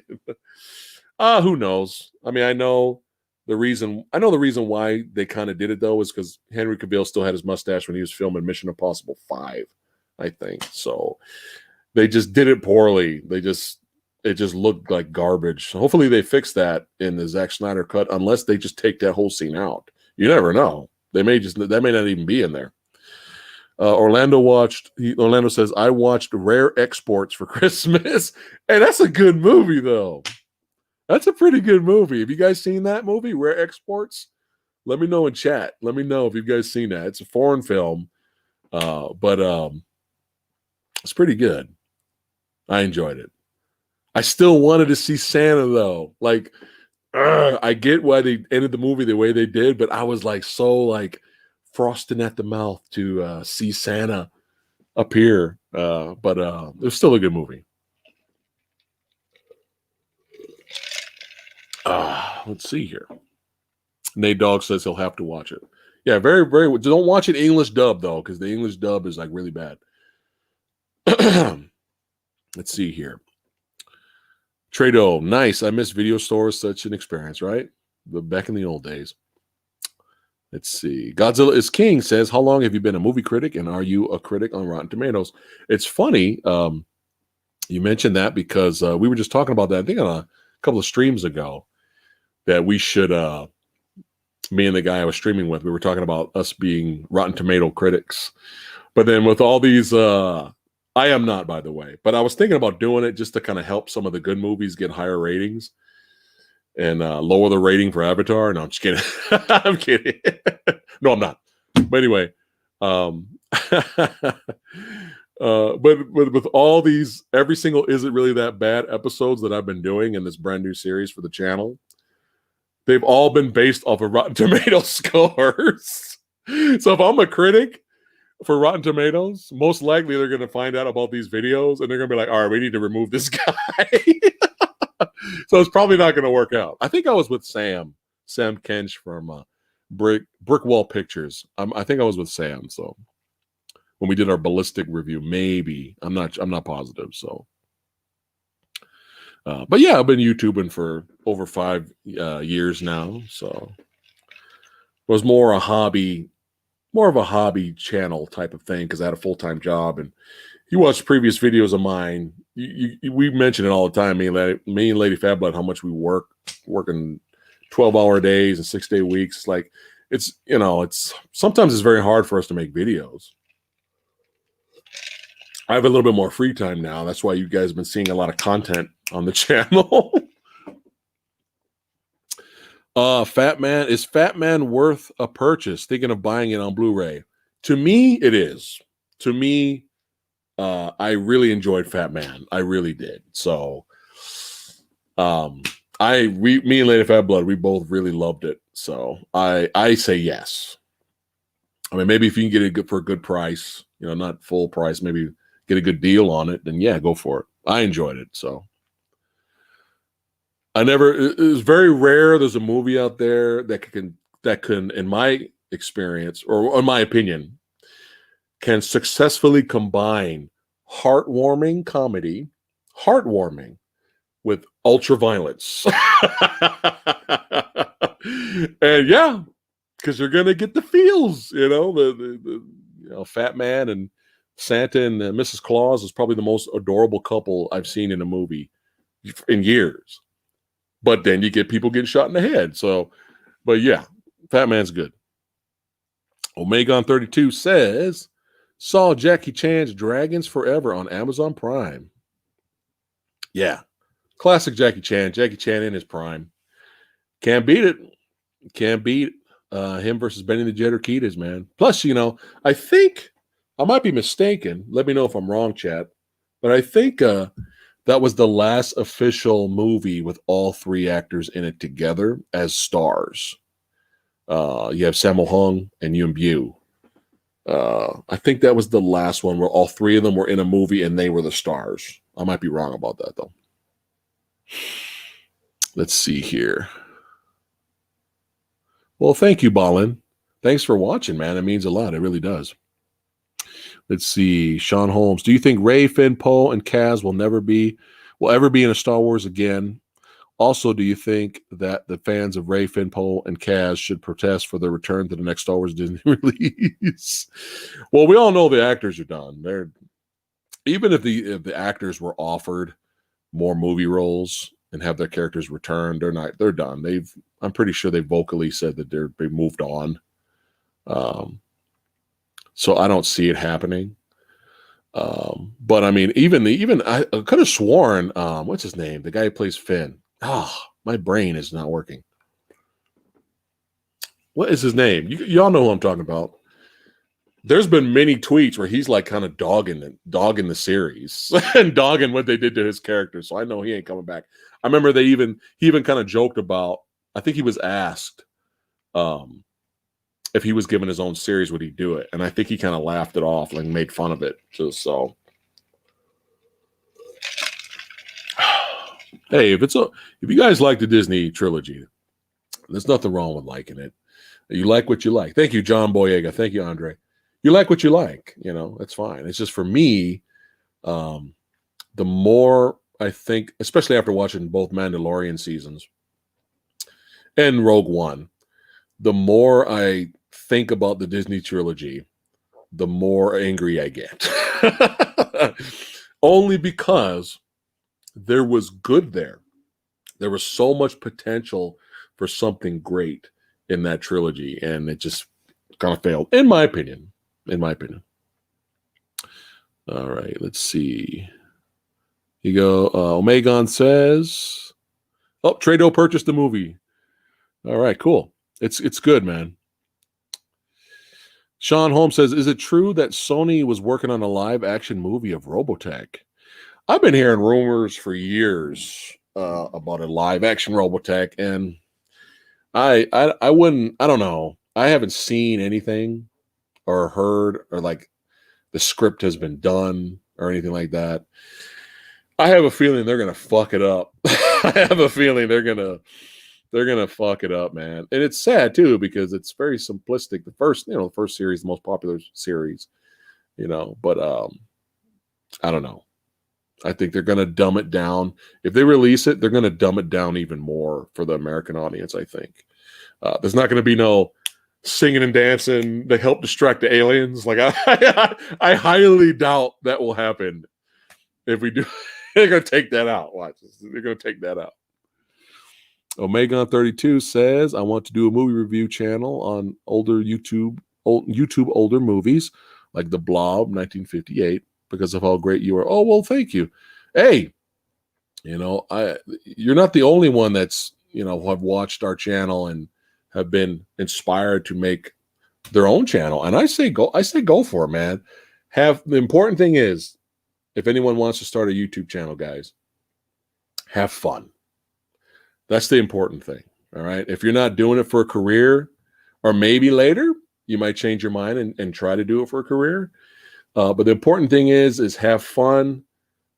Don't get upset by what people say in the comments. Maybe take some constructive criticism out of it and maybe improve, but don't listen to the trolls. And have fun. Have fun being creative, And that's the important thing is do that first. And then later you can improve, you get bigger and become bigger, better and all that. But when you started at first, just have fun. Talk about cinema, talk about what you love talking about and have fun being creative and make videos. All right. And then your audience will slowly grow. And then that's how you grow and get better over the years. Right. I don't know why people still watch us. I don't even know. I'm just kidding. But yeah, do it. Don't do it as a career. Start for fun first, and then you can make your decision on where you want to go after that. All right, Nate, go walk the dogs, man. Have a good one. All right, let me try to catch up to you guys here. Thoughts on Only the Strong with Mark Dacascos? Well, it's one of his best. Capoeira. Yeah, that's one of his best, man. I've seen I didn't get a chance to meet him, but I saw Mark Dacascos at a panel at a sci-fi convention. He was there. And he was a great guy. And if you want the full story of what he did that day, check out my Drive review, old review, movie dojo I did back in the day of Drive, which is another movie, one of his best movies. Not Drive with Ryan Gosling, totally different. I like that movie too, though. But yeah, you want to hear my story about what the Dacascos did at the sci-fi convention, go ahead and click on that video there. All right, let's see here. Let me catch up to you guys. All right, Trey Doe's relaxing, watching the stream. That's right. Michael Coffey says, very underrated. He did an amazing job on the Crow TV series too. TV show was better than the awful dog shit sequels. Yeah, when we talked, me and Sam Kench from Brickwall Pictures talked about the Crow Salvation video. Sam was not aware that there was a TV show. And I believe you can buy the whole thing on Amazon Prime. I'm kind of tempted to, just because I don't remember it. And I really wanted to like it back in the day, but I kept comparing it to Brandon Lee's Crow, which I probably shouldn't have done. But I would love to revisit it, though. But yeah, Michael Dacascos is great. He's a perfect choice for the Crow. Unlike Edward Furlong. Let's see here. Brolicon says, Red Murder on the Orient Express. Everyone working on the Disney Star Wars saga all were at fault for its failure. All right, let me catch up to you guys. Hold on. Tribal Chief, what's going on, Oos? What's cracking? All right, let's see. Raven Loon. Okay, Phat Samurai and the ninjas of the dojo. I got to go. See you next time. All right, Raven Loon, brother. Have a good one. Ballin says, your thoughts on Attack the Block starring John Boyega. I enjoyed Attack the Block. Attack the Block, I think would have done better and became, instead of it being a cult, having a cult following for the movie, I think it would have, the mainstream would have enjoyed that movie more if the people we're supposed to root for weren't assholes. I like the movie. It's funny. There's some cool action set pieces in there. I like the creature design. It's very different. It's simplistic, but it works. Very different type of creature. And I do like the character arc of John Boyega's character, how he starts off as a little asshole, and then at the end of the movie, he's actually kind of helping people. I do like that. But let's be honest here. Those fucking little brats, they all needed to die. let's be honest. Okay? And right at the beginning of the movie, if you guys haven't seen it, at the beginning of the movie, all these wannabe gangbangers, knucklehead kids, they're basically killing and destroying an alien baby, like right at the beginning of the movie. And they're like, woo, woo, woo. And that's what causes the rest of the aliens to come down and fuck shit up. So we're supposed to root for these guys? Anyway. But still, overall, I thought it was an entertaining movie, though. It's entertaining. Trey Do, Phat Samurai Guy, did you enjoy Deathgasm? Well, not only did I enjoy Deathgasm, but we reviewed it. Yeah, check our movie reviews, our horror section. You can go back farther for our horror movie reviews, our little playlist there. You'll find Deathgasm there. And Deathgasm was fun, man. We enjoyed that. Plus, you'll like the ending of the video because you see me and Lady Fat Blood in black metal paint. That's the video that started the like, share, subscribe meme we had going on our channel for a long time. It started there. Deathgasm. Phat Samurai Guy, have you watched Gappa before? And if you have, what are your thoughts? I don't remember it, damn it. I remember watching it a long time ago, but we're talking like years. Remember, y'all forgetting I'm old around here. You know what I'm saying? So you see all this gray? Yeah. Oh man, but no, I need to rewatch it though. Thanks for reminding me to at least check it out. All right. What Sean Holmes says, what went wrong with the last Terminator movie? I think what went wrong is we kind of bootleg reviewed that movie as well. I think what went wrong with that last one was they assumed success. They assumed success. They were like, hey, we got Linda Hamilton back as Sarah Connor. Hey, Arnold's coming back playing Carl. Edward Furlong's coming back to being a little cameo. I think they just assumed success, and you gotta try to make a good movie first, man. They need to. This is what Hollywood needs to start doing. They need to start. Sarah, how you doing? Well, I know you're not talking to me, Sarah. I'm old and crusty. Well, thank you. Omegon says woke. Yeah, that's part of it too, a little bit. But I think Hollywood needs to stop doing this. Franchise. Make a good movie first, okay? Look at what happened with Green Lantern, right? And there's actually some parts of Green Lantern I actually like. But overall, it did kind of drop the ball. But make a good movie first. Concentrate on that. And if it's successful or does well, then you can make as many sequels as you want. And then you can let's give it a shot. Let's make another one. But as soon as they make a movie with franchise, it's like, no. Nobody. And that's why there's not going to be another one with these characters. That's why it's dead. How many times have they done this with Terminator? They make another one and expect franchise. Like, no. Dead. Terminator Salvation. They thought that was going to be a franchise. Dead. Terminator Genesis. Hey, we're rebooting. We're prequeling. We're starting over. Dead. Let's do a fake sequel because everyone hates the sequels now. So Dark Fate is our fake sequel, our what if movie, like Halloween, right? Let's just make a second one. The other ones didn't happen. Dead.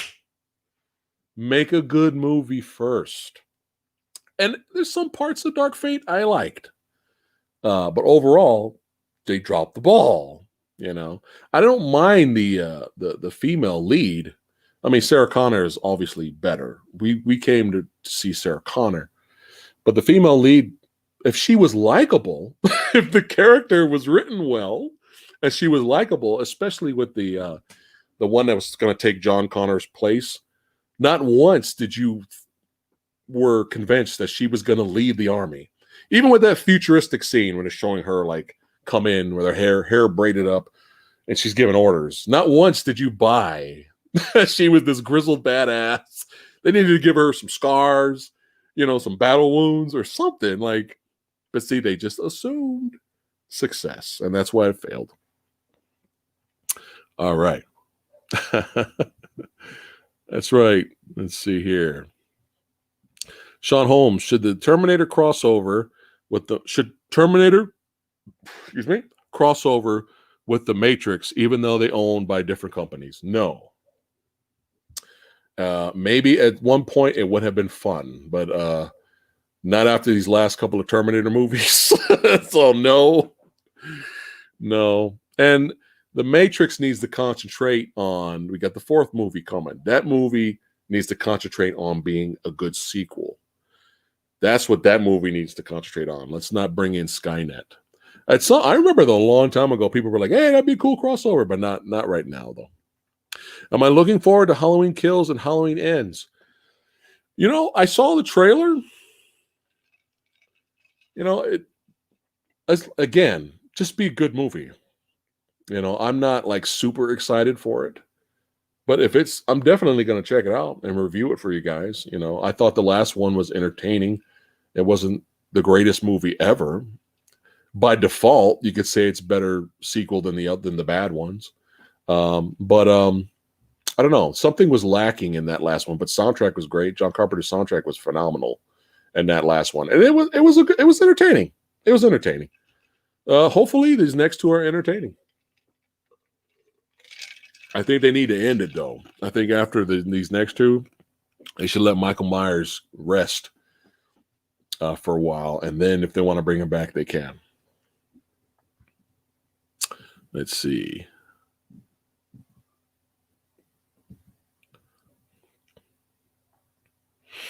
All right, here we go here. Let's see.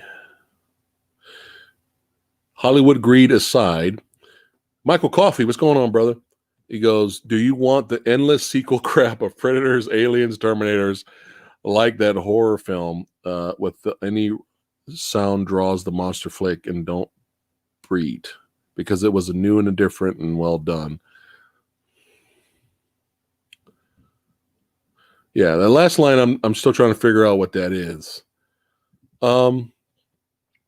At this point, it doesn't matter what I want. I think Hollywood's going to continue to franchise, sequel, prequel, reboot, remake, sequel, prequel, reboot, remake, franchise. I think they're going to keep going.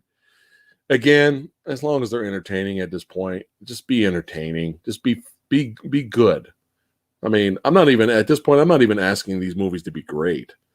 That's expecting too much, but just at least be entertaining. The Predator could have been entertaining. It had entertaining moments, but overall, it could have been a kick-ass movie, side piece, but they dropped the ball with that. Now, Aliens, we got this TV series coming that's supposed to take place on Earth, and as long as they don't Dawson's Creek it, I'm all for it. Hopefully it's good. And Terminator, who knows what the fuck they're doing.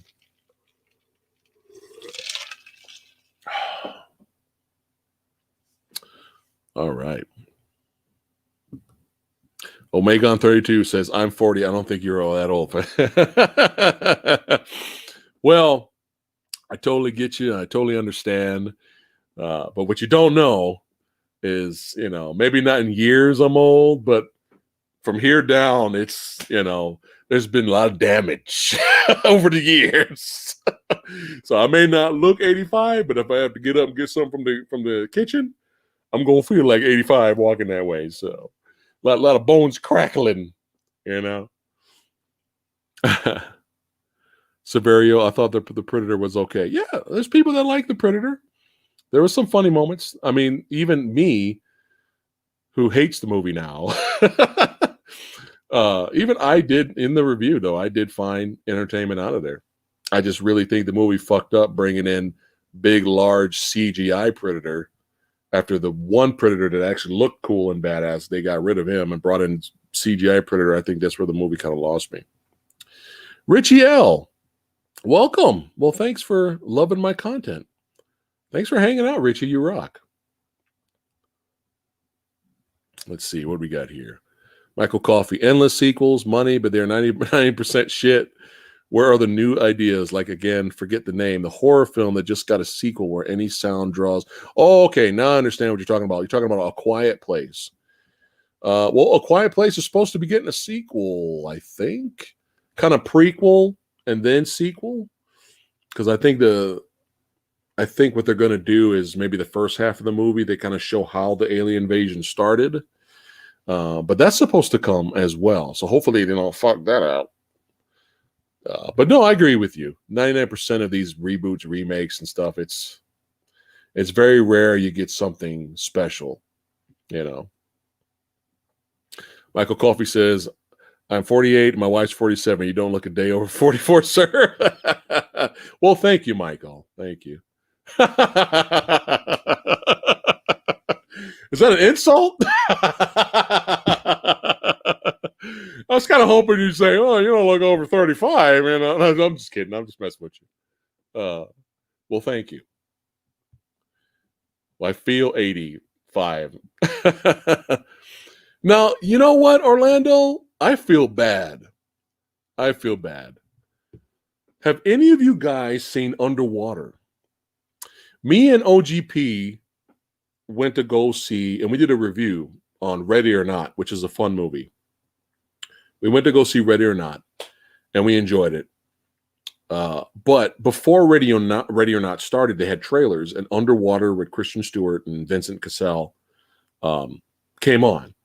And we were laughing at it. Like, we were like, what the fuck is this bullshit alien ripoff? Like, what is this? You know, and the title, let's be honest here, it's not really the greatest title. It doesn't really capture you. Underwater, right? And we were laughing when that title came up. We were like, dude, this looks like garbage. What is his name?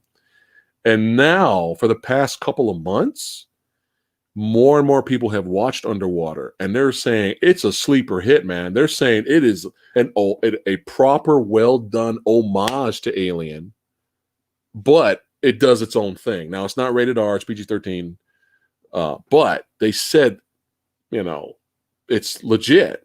And here's the thing. They said even Kristen Stewart's good in that movie. Here's the thing. I'm not going to spoil it for you guys. I wish I didn't know. Something happens at the end. You might recognize what it is when it appears. When it appears, you might recognize what it is. I was watching something, and the person told me basically the third act and what shows up. Once I heard that, I was like, you got to be fucking kidding me. Like, I was like, really? That's who that's supposed to be? Really?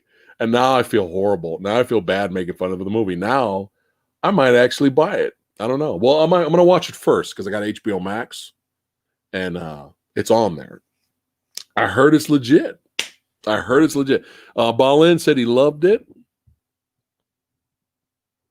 Let's see.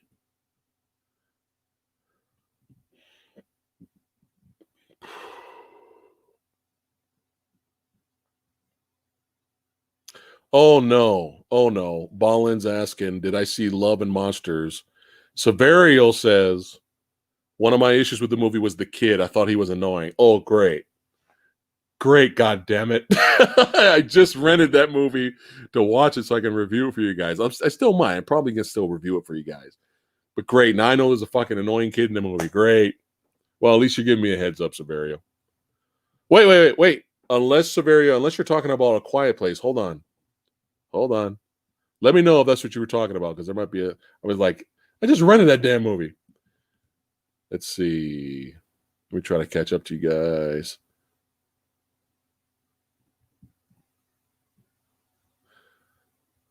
Gretel and Hansel is on my top 10 worst movies this year. Is it really that bad? Yeah, I heard the atmosphere was. I actually wanted to see that. I heard the atmosphere was good for that movie, but it just kind of fell flat in the third act. That's what I heard. Let's see here. Michael Coffey, honest question for you and what you know of your lovely lady, good sir. Do you and she agree or disagree on the creature feature idea of hide it or keep it hidden until the end? Believe it or not, it kind of works both ways. If done well, you cannot show the creature until the end and it still works. A good example, you could take Alien and Aliens. Alien, you barely saw the creature at all when it as fully formed adult creature, Alien. And then you saw more in the third act. And then Aliens, you got a whole bunch of them running around, right? So if done right, it can work. It could definitely work, but it's got to be done right, though. But sometimes I would watch a movie and I'd be like, oh, once they showed it. You know what's a good example of that? Signs. Signs with Mel Gibson and Joaquin Phoenix. When the first time I watched Signs, I really was into it. I really enjoyed it. I liked the movie's homage to Night of the Living Dead, which was cool. But when they showed the fucking alien at the end, it ruined it.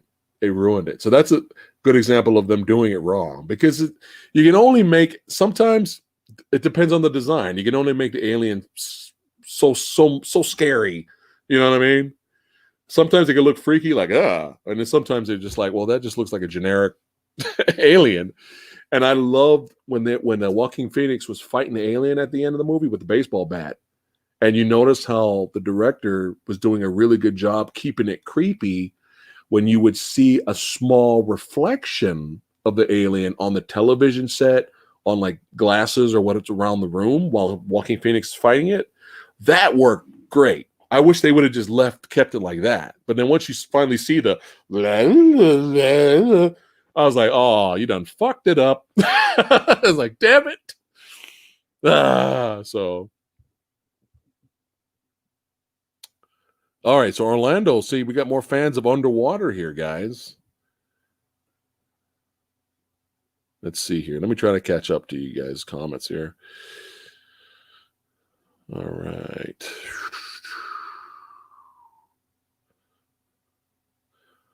What went wrong with the last RoboCop movie, and should that crossover with Dredd plus Logan's Run? Dredd and Logan's Run. Well, it's funny you brought up the RoboCop reboot because join me tomorrow, guys. Wonderful, beautiful segue. Tomorrow, join me and Master Chaos at 6 p.m. Pacific time. We're going to talk about the RoboCop remake, and we're going to talk about Flatliners remake. Is it really that bad? Will be tomorrow. So stay tuned. Severo said he was talking about the Predator. Yes. Okay. Yes. The kid was annoying. Yes. Yes. I hated the kid. Supposedly that kid's a really good actor too, but what they gave him to do in that movie was retarded. Let's see. We can't catch up with you guys here.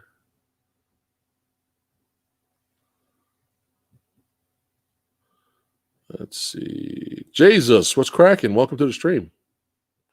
Says RoboCop reboot was awful.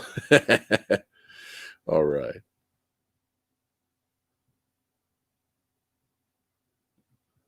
Well, like I said, Sean, we're going to talk about it tomorrow. Now, just because we talk about a movie, we can agree that it's not a great movie, but is it really as bad as the critics rate it? That's kind of like the point of the series. Like we could, like today with Beverly Hills Ninja and Sidekicks. They're not great comedies, but there's enough fun. You can have enough fun in it. You can get something out of those movies and enjoy them for what they are. But there's no way they're as low as 10%. And I believe Beverly Hills Ninja was 14. I mean, that's ridiculously low. So we'll find out about RoboCop and Flatliners tomorrow. Let's see what we got here. Michael Coffey says, please, Good Samurai, to upload any and all times you go to the amazing fan toy store. I know is like 2 to 3 hours away. Man, that place is. Yeah, I know. If you guys have not seen the Christmas shopping out and about video with Retro Leo, we check out this comic book store down towards San Diego, and it's like it's ridiculous what they got in there, man. Like, felt like a little kid again on there. But yeah, I wish that store was up the street or not too far. But I'll probably return. I'll probably go back one day, maybe do some more vlogging or just go back to shop. We'll see what happens.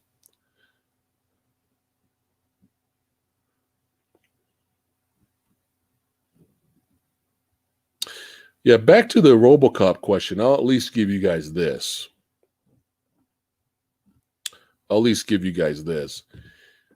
When it was announced and we found out that it wasn't PG, we found out that it wasn't R-rated. We already, me and Leia Fatboy was like we were already done with it. But some good actors in there that we like. You know, we like Gary Oldman, Michael Keaton, Samuel Jackson, and Rorschach from Watchmen. I can't think of his name right now. But when we watched it the first time, we didn't like it. I think Lady Fatboy kind of fell asleep a little, and I didn't really like it. There were a few things we did like about it, but we watched a really bad bootleg though, and that kind of hurt the viewing experience. So as a gag gift, I bought it for Lady Fatboy. I found it on Blu-ray for like $4. It was like a gag gift for her, which I do. I like torturing her from time to time. For fun. It amuses me. Don't worry, I get punched in the arm later, but so we actually own it. So now I get to revisit it for the first time. I'm going to watch it tomorrow. That way I can prepare for the discussion later, 6 p.m. tomorrow. So we'll see. But yeah, the first time I wasn't really feeling it. So, but that was a long time ago. We'll see what happens. Jesus says, love your channel. Well, thanks, Jesus. My question for you is, what's your favorite film of yours you worry will get the Hollywood reboot treatment? Well, it kind of already happened. Kind of, it already happened in a way, but we were just talking about it earlier. The Predator! Even though it wasn't technically a reboot, it was... I mean, it wasn't technically a remake. Obviously, it wasn't a remake. But they were trying to reboot the franchise and start fresh with a brand new story. And they failed. Let's see here. Woo Bear, what's cracking? We got Woo Bear in the stream. Welcome. Sean Holmes says, oh, but hold on before I go to Sean Holmes' question. I do have one for you. Jesus. The Warriors. The Warriors. That's right. Come out and play, yay. The Warriors. For years, they have been teasing a remake. That I'm scared they're gonna, because you cannot remake the Warriors. You can homage it, sure, but you can't. That movie was perfect for its time, sealed and done. That's it.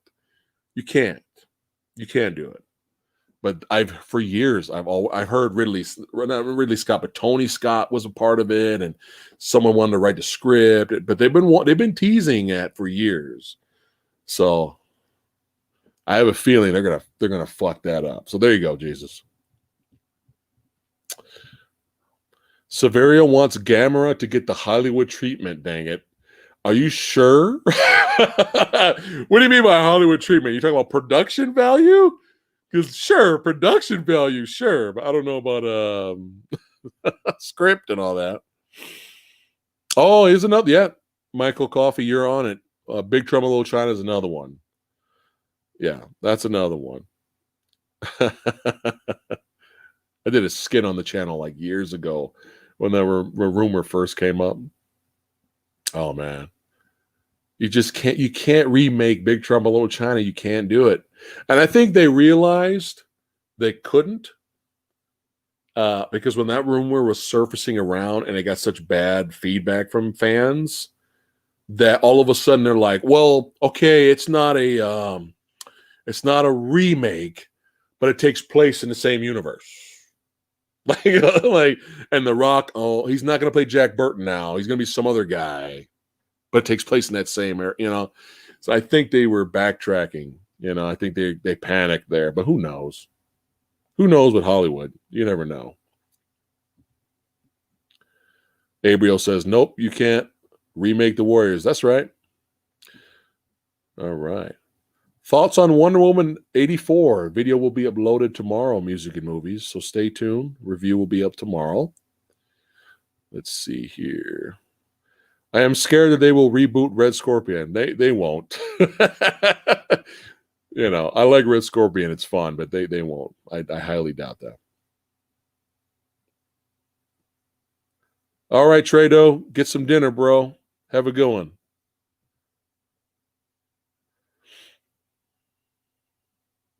Richie L. He goes, I just rewatched Big Trouble the other night on cable. They had a Kurt Russell marathon, and it was straight on after Escape from New York. That's awesome. Jesus says, would love to see a video of yours and Lady Fat Blood's top 5 films that should never be remade or rebooted. Oh, wow. No, we have not done that. That's interesting.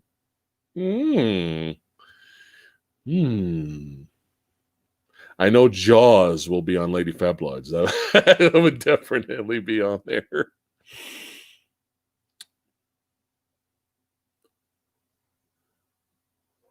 Oh, Sean.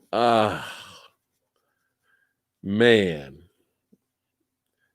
I have to give a brief apology, chat. There was a video we filmed like way back, like the middle of this year, maybe. I think it was a while back this year. And I was trying to start another new series called Versus Series. I'm sure you may have heard me mention it once in a while. We actually filmed a Versus Series episode with Bloodshot versus the Old Guard. And the reason why I put them together is like 2 live action properties based off of a comic book where both, protagonists can regenerate. And that's when we put them together. And it was a fun video. It was good. It took me forever to edit.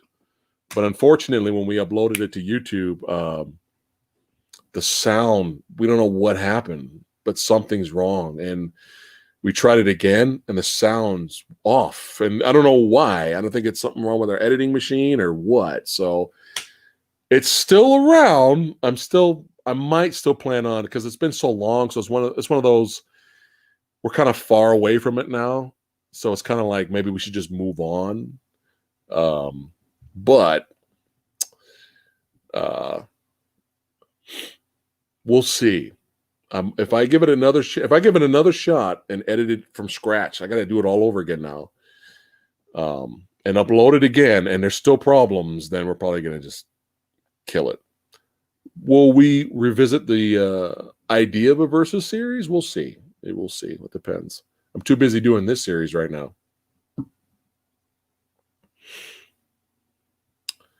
Let's see. Snake Plissken for president. Mark Flores, what's going on, brother? What's going on? Hanging out. Let's see here. Michael Coffey says they tried to remake The Goat, Hitchcock's film Psycho. Yeah, that didn't work out. Nothing. That's true. I agree. Nothing is safe. Nothing is safe. Even though we say it's impossible for them to redo it, they just may do it. Oh, boy.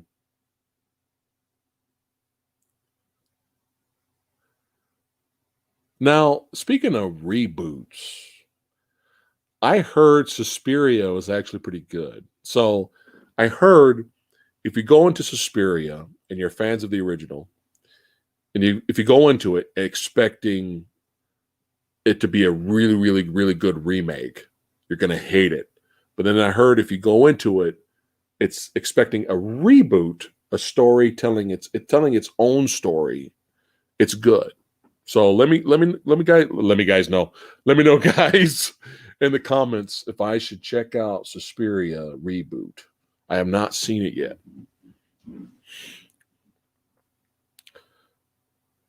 Some people really like it, some people hate it. So, but it depends on what you're expecting, I think. So, but that's what I heard. It does its own thing.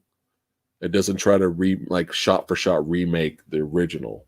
So, Michael Coffey said, "Okay, Jesus says Suspiria was a good remake. All right." Michael says, "Heard the same on Suspiria, but we love the original so much we did not want to see it, but we have a few friends who liked it." Okay, so yeah, there's people that like it. So.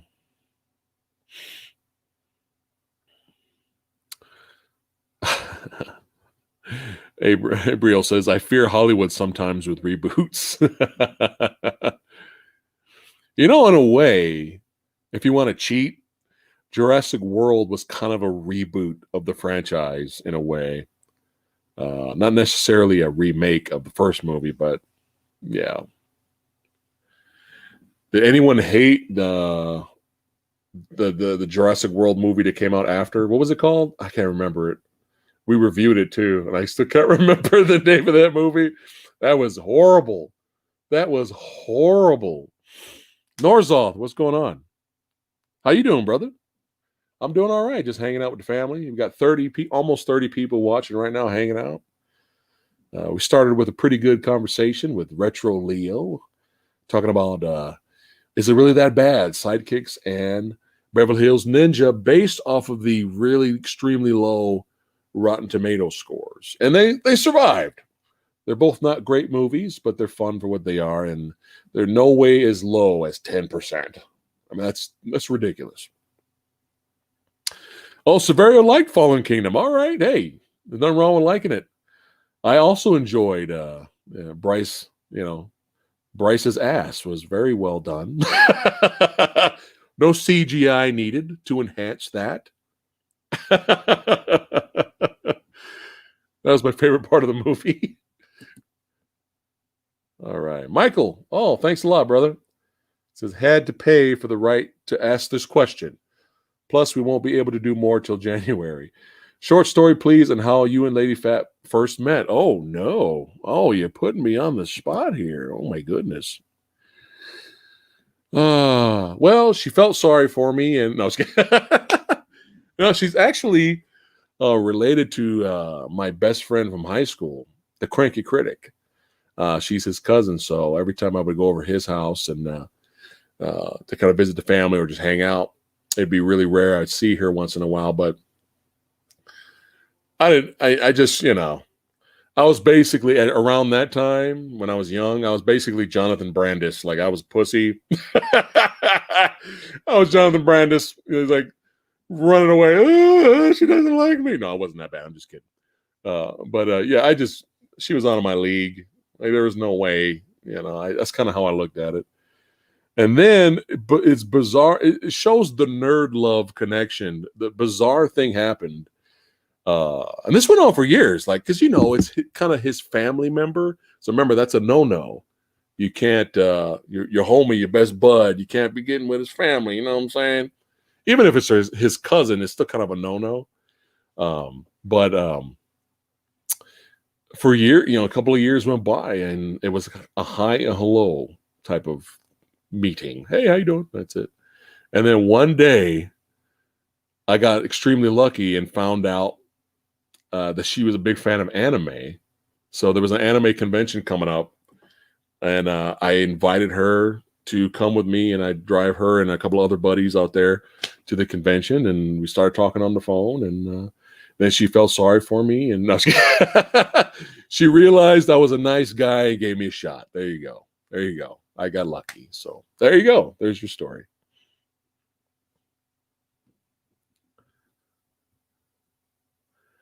Will we see that lucky lady of your... No, she's asleep right now, so she'll be up later.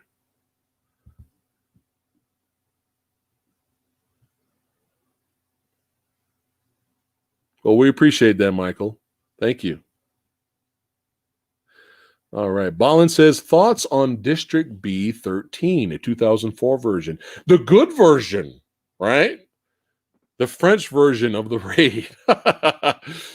I enjoyed District B13, man. The whole phenomenon when that movie came out was with the oh man, my brain is just not working. Help me out, Ballin. Not free falling. What is it? Well, they're running around like ninjas and shit, running up walls and doing jumps. And what is the term? Help me out, guys. You guys know what I'm talking about. It's very popular now. The guys are insane, like just running on the. Thank you, Ballin. The parkour. Yeah, I think that's what it's called. Phenomenon was especially really very popular around that movie came out. More so after that movie came out, and I believe that one of the innovators, the creators of parkour, he's one of the stars in District B13. I enjoyed it. The stunts and stuff were nuts, man. I enjoyed it. The sequel, I don't know, the sequel definitely had its moments of fun action, but something lacked in the sequel. Now, I didn't even bother watching the remake with Paul Walker, rest in peace, and the same guy from the original parkour. He's in there doing, I think he's playing the same character, similar. And RZA. Okay, let me get this off my chest right now. Love RZA, love the Wu-Tang. The guy is talented. He's a talented artist, composer, but stop doing martial arts.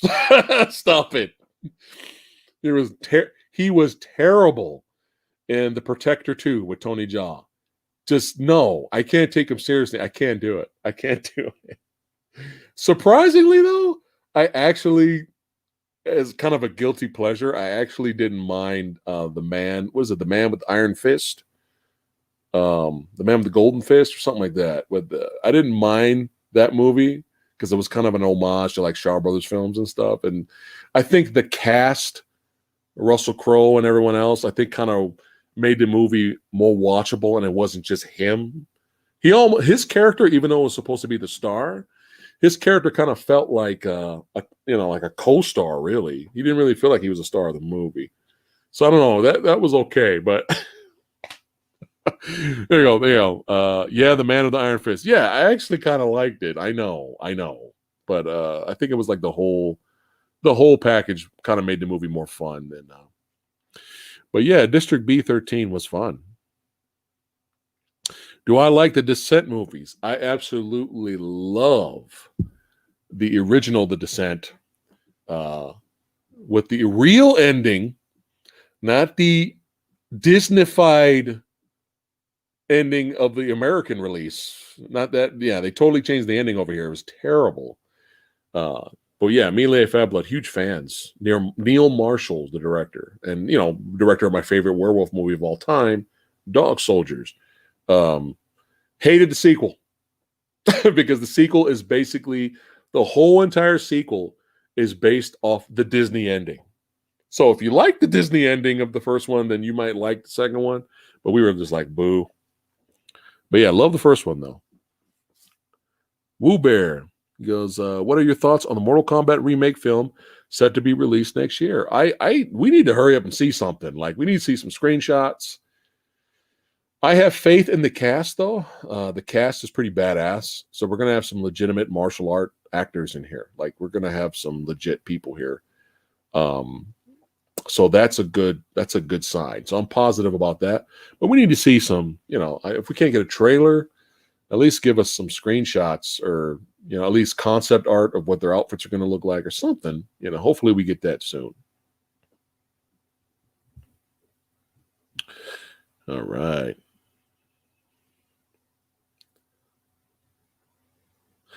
Are you looking forward to the Disney reboot of the Shogun miniseries? I didn't even know that was happening. Really? Oh my God. It's been so long. I don't remember that show. I remember Toshida Mifune was in that, and I remember it was really popular. It was huge. It used to come on TV a lot. I remember it was like a big deal. I do remember that, but it's been so long.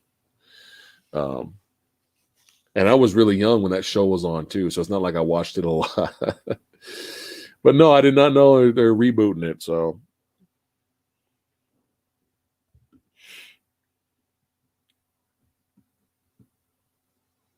Michael Coffey says the real ending was her waking up to be levels and levels still underground with those creatures. Yes, you have seen the real ending. It's a lot better and fitting ending than the Disney version. Yes, the Disney version is so bad, it doesn't even make any sense. I have seen High Tension. Very interesting movie. Probably the killer in that movie though is like one of the best. Like it's like Jesus Christ.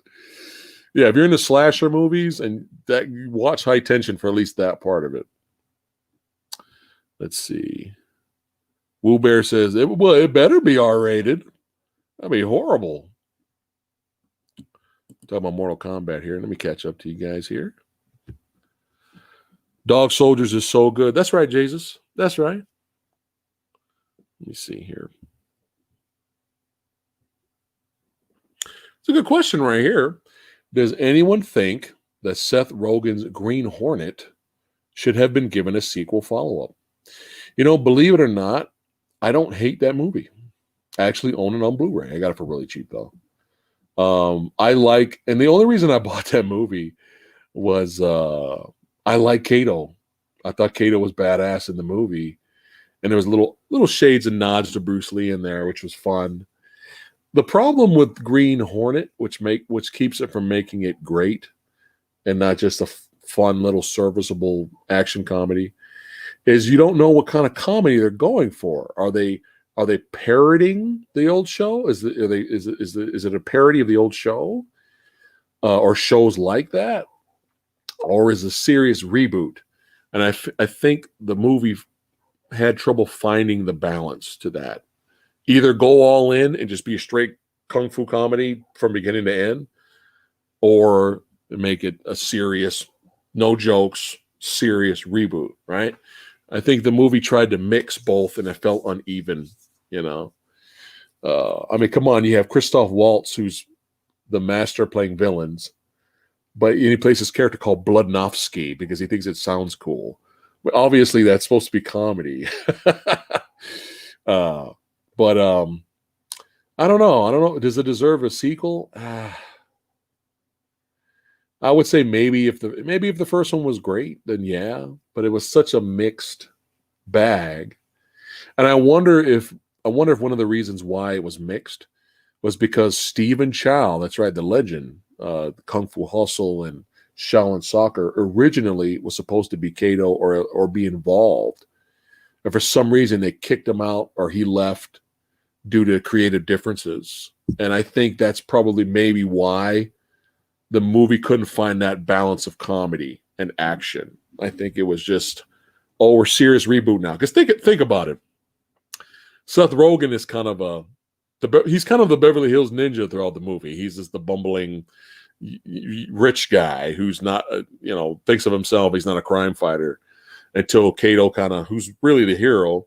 Kato's kind of like showing him, hey, man, you need to do something more beyond yourself. And then he starts fighting at the end and proves his worth, right? But at the end, when he goes into Kato Vision, there's no reason for him to go into Kato Vision. But at the very end, it's all serious film that he's doing all this action. And it's just kind of like, well, this came the fuck out of nowhere. Where the fuck did this come from? So that's what I'm saying. The movie, it couldn't find the balance, the perfect balance of action comedy. They should have just went action comedy from beginning to end. But like I said, I don't hate it. Chudnovsky, is that what it was? I thought it was it was Bludnovsky. I might be wrong now. Woo Bear says would be fun to see. Let me try to find his comment. I lost him there. It would be fun to see Green Hornet going down the kick-ass route of reboot. See, that I think that would have worked. Kick-Ass, that first one is one of my favorites. I love that movie. That got the balance right. That had the brutal, violent action. When it was time to be serious, it's time to be serious. When it was time to be funny, it was time to be funny, and they did it right. I do agree. The Walt Norzoth, that Waltz was wasted in this. It seemed like he was playing an awkward parody of his villain characters in other movies. Yeah. Yeah. He's like, how do you fuck that up? Spectre. That's right. I'm looking at you, Spectre.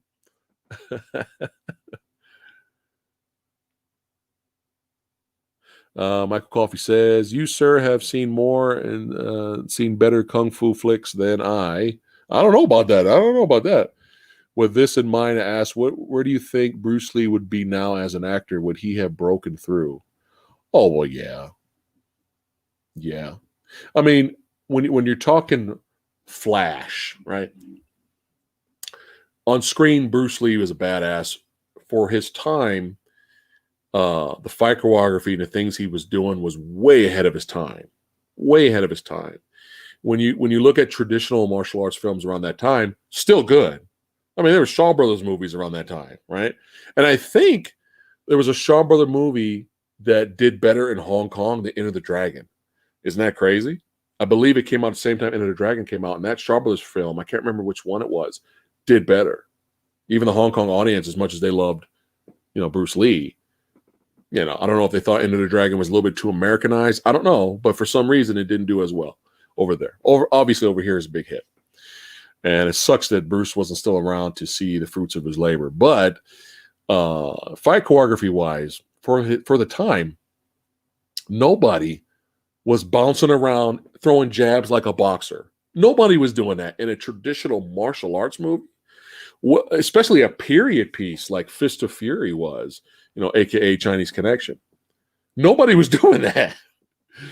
And I was reading, I haven't finished it, but I highly recommend Bay Logan's book called Bruce Lee and I. Highly recommend that book. But it's fascinating how different things were back then. They legitimately, when he was filming The Big Boss, the producers and everyone ran to Raymond Chow, begging him, like, we cannot use this guy. We cannot use Bruce Lee as the star. Did you see what he's doing with the fight choreography? He's throwing one punch and one kick, and the guy's falling down. We can't work with this. Can you believe that? That's hilarious, because they're used to more of a kind of like the opera style of martial arts fight choreography, and the fans that enjoy that, they want a long, prolonged, let's do all different types of techniques type of fight. And I love those types of fights too, but Bruce Lee was bringing the more realistic aspect to it. So when he would just do that, and the guy would fall down, the choreographers were like, they're not used to it. And that's so bizarre. Like, it's so fascinating. Like, seriously, you got to read his book. It's called Bruce Lee and I. I'm halfway. But yeah, and a lot of the trampoline stuff, like if you see kind of the comedic stuff where Bruce Lee would kind of jump around, trampoline stuff, or he would knock a guy through a wall and you see the cartoon cutout of the guy. That wasn't Bruce Lee's idea. But to show respect to the old school, fight choreographer that was there, he was a veteran, to show some respect, he kind of had to play ball. So anything wacky and over the top you see in Bruce Lee movies, most likely that wasn't his decision, right? Like in Fist of Fury, Chinese Connection, that part where after the iconic, throwing kick, just kicking, it was all in one take, and he kicks like 7 or 8 dudes, right? Beautifully shot. This, Fist of Fury is my favorite Bruce Lee movie. And then later, you notice he grabs 2 guys. He grabs them like this, and he picks them up like this and spins around. And obviously he's holding dummies, right? And then throws the guys, right? Wasn't Bruce Lee's idea. But the Hong Kong audience wants to see things that are fantastical. They want to see people jump on trampolines and fly through the air. And like I said, that's all good fun. I enjoy, wire fu films if done right. I enjoy it. I enjoy old school Shaw Brothers and stuff like that. But Bruce Lee kind of had to play ball. Look at every single fight scene Bruce Lee is in with Fist of Fury.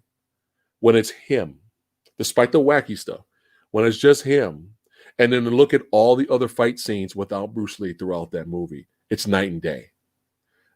And that's because around that time, The Big Boss became an unexpected hit. And Bruce Lee had a little bit more, okay, I get a little more leeway now. All right, they have confidence in me. So every fight I'm in, I'm choreographing, but to show respect the old school kung fu veteran choreographer could do the rest. So when you see everybody else fighting the movie, it's chop, move, chop, very basic, right? Old school style, still fun to watch. But when Bruce Lee's like doing arm bars and shit.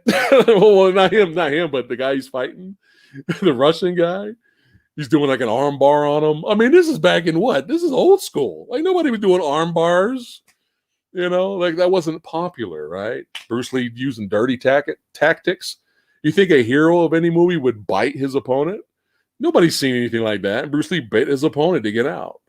It was used by any means necessary. But him bouncing around, because he was a big fan of Muhammad Ali, and he bounced around and would jab, and nobody's seen that shit, dude. Nobody. Now, as fight choreography and movies have evolved since then, obviously, if you compare a guy like Scott Adkins' martial arts ability in terms of flash, obviously he's very different from Bruce Lee. Bruce Lee is very basic.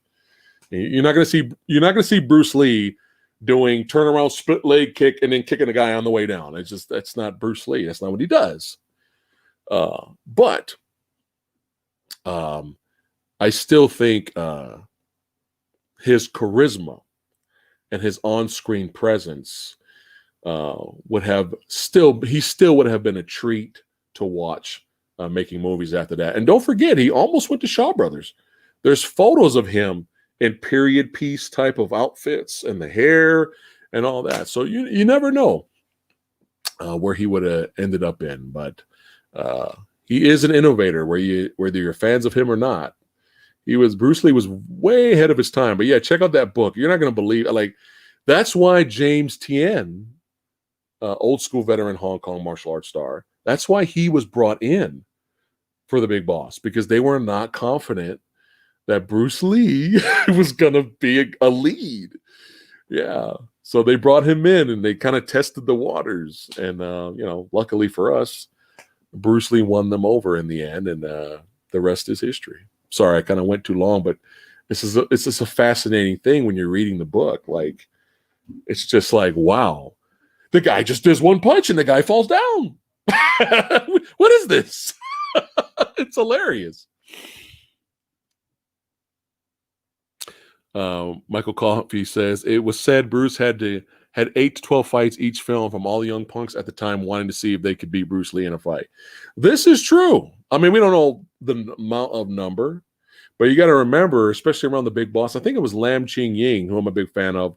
He's in The Prodigal Son and Mr. Vampire movies.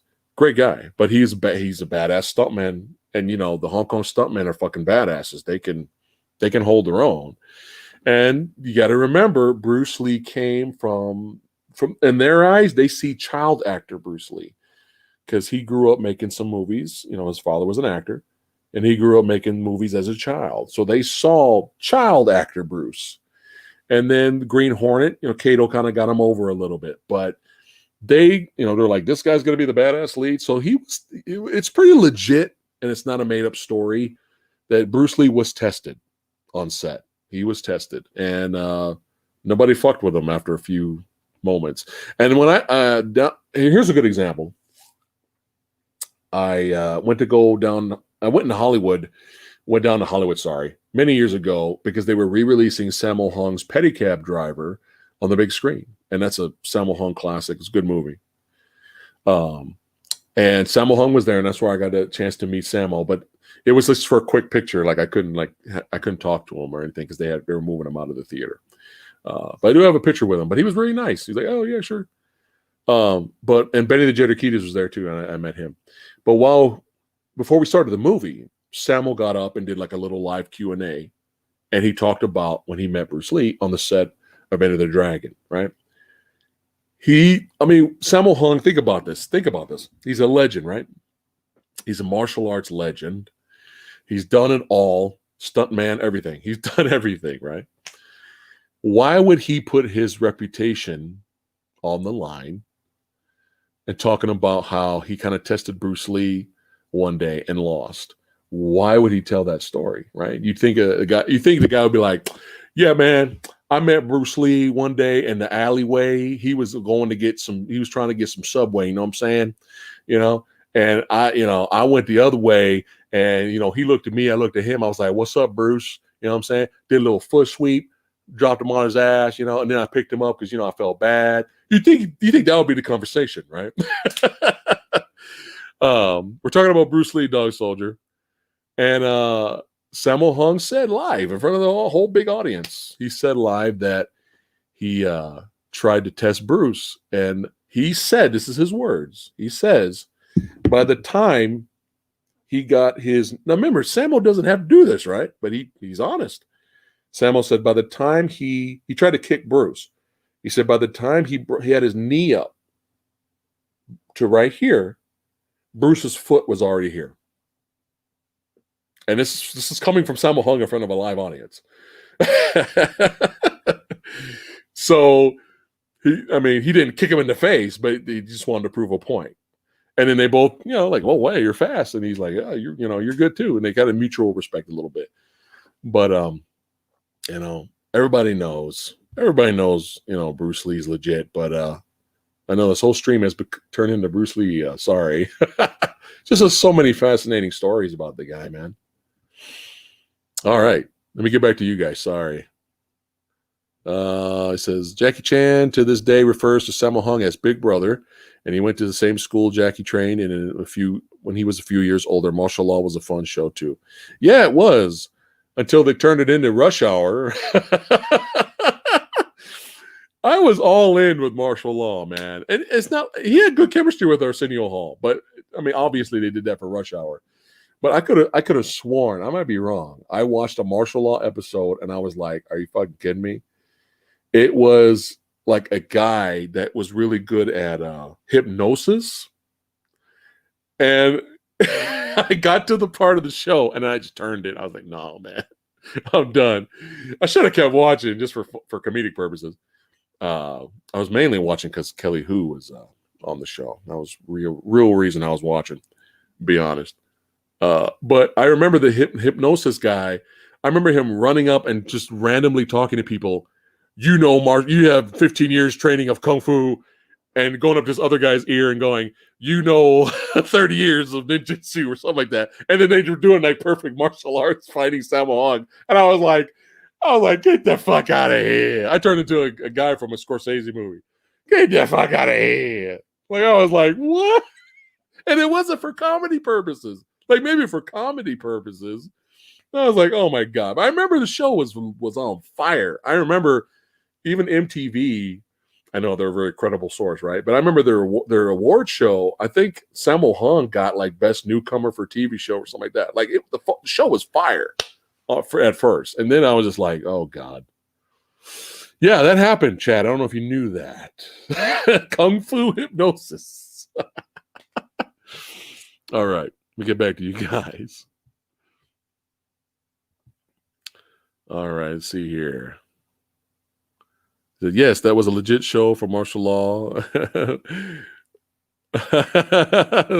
So she's aware. Yeah.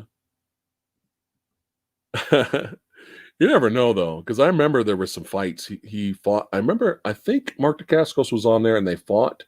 And I think Oliver Grunner was on there and they fought too.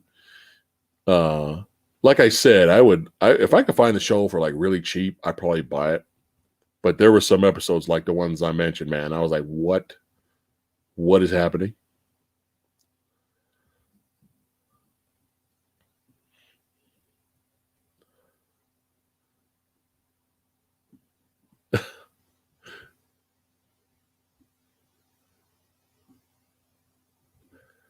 Let me go back up a little bit. Was Iron Monkey the movie good enough for a sequel? Yes. Unfortunately, the sequel it got was not good. I don't even know if that's really a sequel, but it's called Iron Monkey 2, and Donnie Yen's in it. But yeah, it would have been good if they kept it the same, but they kind of changed I think it wasn't in modern day. I don't know, man. I just remember like, what is happening?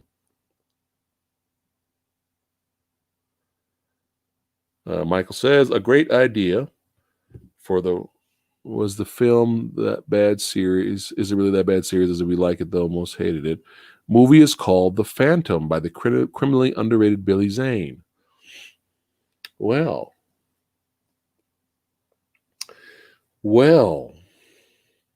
Michael, I was trying to keep it a secret,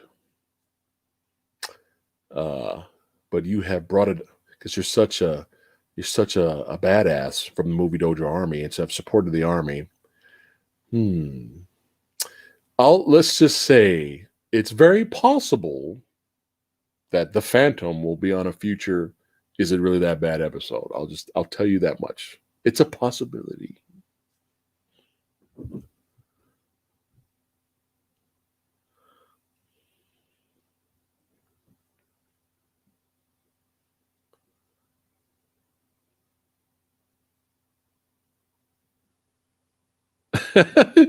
Dog Soldier says, he goes, personally, I didn't like the Phantom. Zane was better in Tales from the Crypt. He was. The Tales from the Crypt role might be the best role in his career. That's so hilarious. However, I think the Phantom is worth revisiting. So let's see what happens. Sean Holmes says, Phantom, great question. Woo Bear says, the Phantom is not bad. Gabriel, secret's out the bag. It's out of the bag. Damn it. Acne Goji was cracking. Says, Samurai Guy, you think they should make a movie trilogy adaptation of Call of Duty? You know, I'm surprised they have not made any Call of Duty movies.